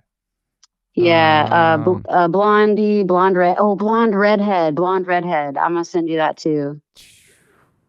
Did you ever Oh my God. Okay, this is the last one. I do you promise. fuck with Ready? Oasis? Yeah, but like I feel like I'm a poser Oasis fan. Okay, I know me like too. 2 songs. I agree. Me too. I respect the culture. Respect it. Me too. But Which other one you don't got? forget Braid. Braid. Okay. No, first time being talked on the podcast. Braid. Wow. Yeah. So that's a lot. That's a great one, Hayley. Well, fuck. Well, thank you. I love you. I appreciate you so much. And thanks to all the listeners for this long episode. We went deep. We covered everything. This is her retirement off a podcast. This is her last. Yeah, enjoy it, everybody. I'm never doing interviews again. This is what you get. But it was so fun. It was a conversation. It was fun, dude. I'm so happy, and I always appreciate your time. And yeah, hopefully I see you in LA soon. When we come to this party, I'm stoked. Yes, yeah. As soon as we have a flyer, I'll send it to you guys so y'all can show up and we can just like really just celebrate. It'll be so fun. I'll be so excited to celebrate with you. I'm so happy for you. I appreciate you. Have a great day. Enjoy your hibernation, and thanks for doing the pod. People, you don't check your DMs, right? No, I am for real done. Okay. Like so it's crazy. You cannot get in contact with Hayley any way, shape, or form on the internet. Can people email the website? Probably not. No. That's another thing. Last thing. If they want to see you and know what you're about, come to your show. Come see you live. Read your lyrics. Check out all your interviews you've done. You put yourself out there enough to the world through music, through everything, performance, and all that. So I get it, man. I'm sure you'd probably get so many DMs, dude. It's got to be crazy. Okay. Also, Shelter. Whoa, Adam Blake's gonna be. Adam Blake's gonna be so hyped. Cannot forget because he played on the Mantra record. That's a great record. That's my favorite. Oh shit. Yeah, that's dude. My favorite. Thank you for saying Shelter. That's awesome. They'll be just super excited. Damn. All right, I swear I'm done. Yeah, I know you're gonna text me. Anyway, what you got? Damn. This is the best ending of the podcast. I'm so happy. It just keeps going. What do you got? All right, well, okay, so speaking of, if people want to know what's up, obviously they can go to the website, which is myname.net. If you don't know my name, you have no business listening to the podcast. And for all the young kids, .net is like a .com, but it's like old school. Okay. Yeah, for old people. But I think like one goal for the next year it's kind of post-Atlantic related, but I kind of want to move all of the stuff that I update and everything to my website, because I think artists gotta like own their shit a little bit more. And I think Carly from the band Wednesday, their website is great, and she uploads stuff from tour all the time. It's really cool. So don't hold me to it yet, but that'll be like a way I think that people can stay more up to date with me. I have a Substack too, but I don't update it that often. But anyway, I'm around. So place where they can, so it'll be less social media, more the .net, which is kind of cool, kind of old school. Go there, have a community there. People can, will people be able to conversate on that site, or will be that board for people to talk about things, or not? I don't know, man. I think people need to learn how to talk in person again. I love that. I feel like the message boards was the beginning of the downfall of so many things for music, and that's a whole other podcast. When that shit started coming, like the B9, all those different boards was like such negativity, and like, I feel you on that. So just come there, and you can check out all your stuff you're doing, but go see you on tour in March. Oh yeah, I got the thing. I forgot the tour kicks off in Atlanta, at ATL, and I'm definitely going to try to come to DC for sure. Definitely gonna come. You got 3 nights in LA, which is fucking awesome. Crazy, girl. Yes, that's the first place I met you, the Wiltern. So you guys better pop up. I'm gonna be popping up, hopping out. Okay, we're done. We think we're done. This is done. Thanks to listeners. Thank you, Hayley. Love you. Have a great day. Happy New Year, everybody. And we'll talk soon. All right. Bye. Bye. Gotta give a big shout out to Liquid Death. I've been in a band called H2O for 30 years, and my first real job with a company is a water brand. Go figure. Love you, Liquid Death. Love the people. Love the brand, love the concept, love what they give back, love the community, love what they do for the environment. You can go liquiddeath.com/OLLC and get free shipping on any of their merchandise that they make. They have such incredible collabs. Also, if you want to hear the story of the CEO, my good friend Mike Cesario, on the podcast, you can go to episode 115, part 1. And then 2 years later, we dropped a part 2, which is episode 275 with the CEO, Mike Cesario. Just a man from Delaware with a dream, worked at a marketing company and made this become a reality. Liquid Death is an incredible company, incredible water, incredible people. And I'm super, super honored to be part of them. They sponsor my life. They sponsor everything, my family. So go liquiddeath.com/OLLC and get free shipping on anything you want to buy on that site. If you want to get water, it's exclusively on Amazon.com. Murder your thirst, y'all. I always ask my guests if they have any regrets. I personally don't have any regrets. Even when it comes to my tattoos, I have the silliest tattoos. Even my ET on my leg, it's still a childhood memory for me, and I love it. I've had tattoos on top of tattoos strictly because I wanted more tattoos. I started getting tattoos when I was 18. I'm 52 now, and I can't stop. I've had laser treatment before on something on my arm. It's 4 tattoos on top of each other. And that experience at that place was pretty fast. It was pretty cold. It was in and out, swiped the credit card. Don't really tell me much. Didn't give me much details or anything was going to happen. So I never went back. So as of most recently, I'm so lucky enough to have had 2 sessions at Removery Tattoo Removal. My tattoo on my arm looks like a big black blob is now super light. I've had 2 sessions. I have a long road ahead of me. None of this stuff happens overnight. You cannot take a tattoo up in one sitting. You have to be patient. And it's painful. They ice you up. It's super fast. To me, it felt like a bunch of rubber bands. But what's more painful than that is looking at something on your body that you think you're stuck with for the rest of your life. That sucks. But now for me, I'm really happy I started this journey. I'm slowly going to get this tattoo removed. I never thought in a million years I have any kind of real estate on my arm. I don't even know what I want, but it's exciting. I'm so honored to announce that One Life One Chance podcast is now with Removery. Call 866-934-4570 or go to removery.com. Use TobyH20 and get $100 off your first session. One of the most experienced tattoo removal companies in the world. Removery has 155 locations and 1.8 million treatments. US, Canada, and Australia. State-of-the-art peak-away laser technology, cryo technology to reduce any discomfort. This is so exciting for me because all I do in these podcasts is talk about tattoos. From day one, if you've been listening to this podcast, talk about tattoos, talk about getting removed, talk about getting covered up. So this is such a perfect fit for me. Definitely check out One Life One Chance podcast, episode 281. I have Carmen Brody, Mike McTurnan, and Dustin Ortle from Removery. And this is an over 2-hour conversation. People had submitted questions. It's an incredible conversation breaking down the do's, the don'ts, the fears, process, the results, everything you could imagine about getting a tattoo removed. It's all in this podcast. It's an incredible episode. I appreciate them all coming out for it. So check that out if you want to learn more about Removery and what it's like to get a tattoo removed. Once again, go to removery.com or call 866-934-4570. Use my code TobyH20 and get $100 off. These guys are located everywhere. Try it out. As we get older, we start paying attention to what we put in our bodies. I personally have been listening to my body since I was 18 when I went vegan. I've always been focused on my health. It's super important, mental and physical health. But it's really important for people who are just starting to get more healthy and trying to step up their life. Doing your homework, reading the labels, researching and verifying everything that's quality. It's part of the game these days. That's why I started drinking AG1s. I'm so proud to have them as a sponsor of my podcast. AG1 is a foundational nutrition supplement that delivers daily nutrients and gut support and is backed by multiple research studies you can trust what you're putting into your body. We're all so busy these days, so just throw a pack of AG1 in the morning into a cup of water and shake it up and drink it. I love the way it tastes. I do it every single morning. It's part of my routine.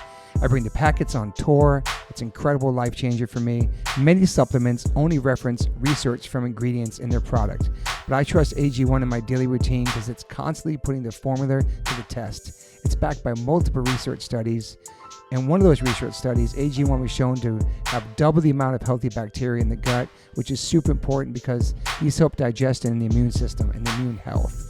And these bacteria are known to help with digestion as well, gas and bloating, which I freaking need.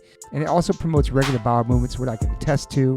In another research study, 97% participants felt more energy after 30 days, and 91% of the participants noticed that they needed less coffee after 60 days. I quit coffee like 5 months ago. I know I'm good on that. But AG1 is packed with a variety of nutrient-dense ingredients and is the perfect complement to my healthy diet. I drink it because I know it's going to work, and it gives me a peace of mind covering all my nutrition bases for the day. In fact, I trust it so much, that's why I'm spreading word about it. That's why it sponsors my podcast. Thanks to Angie Huberman for turning me on to AG1s, connecting me with them, and now they're part of my podcast. It's so easy and satisfying to start your day with AG1s. Try AG1 and get a free 1-year supply of the vitamin D3K2 and 5 free AG1 travel packs with your purchase at drinkag1.com/OLLC. That's drinkag1.com/OLLC. It's never been a better time to focus on your health and wellness and get back on track, man. Take control of your daily health. Health is wealth.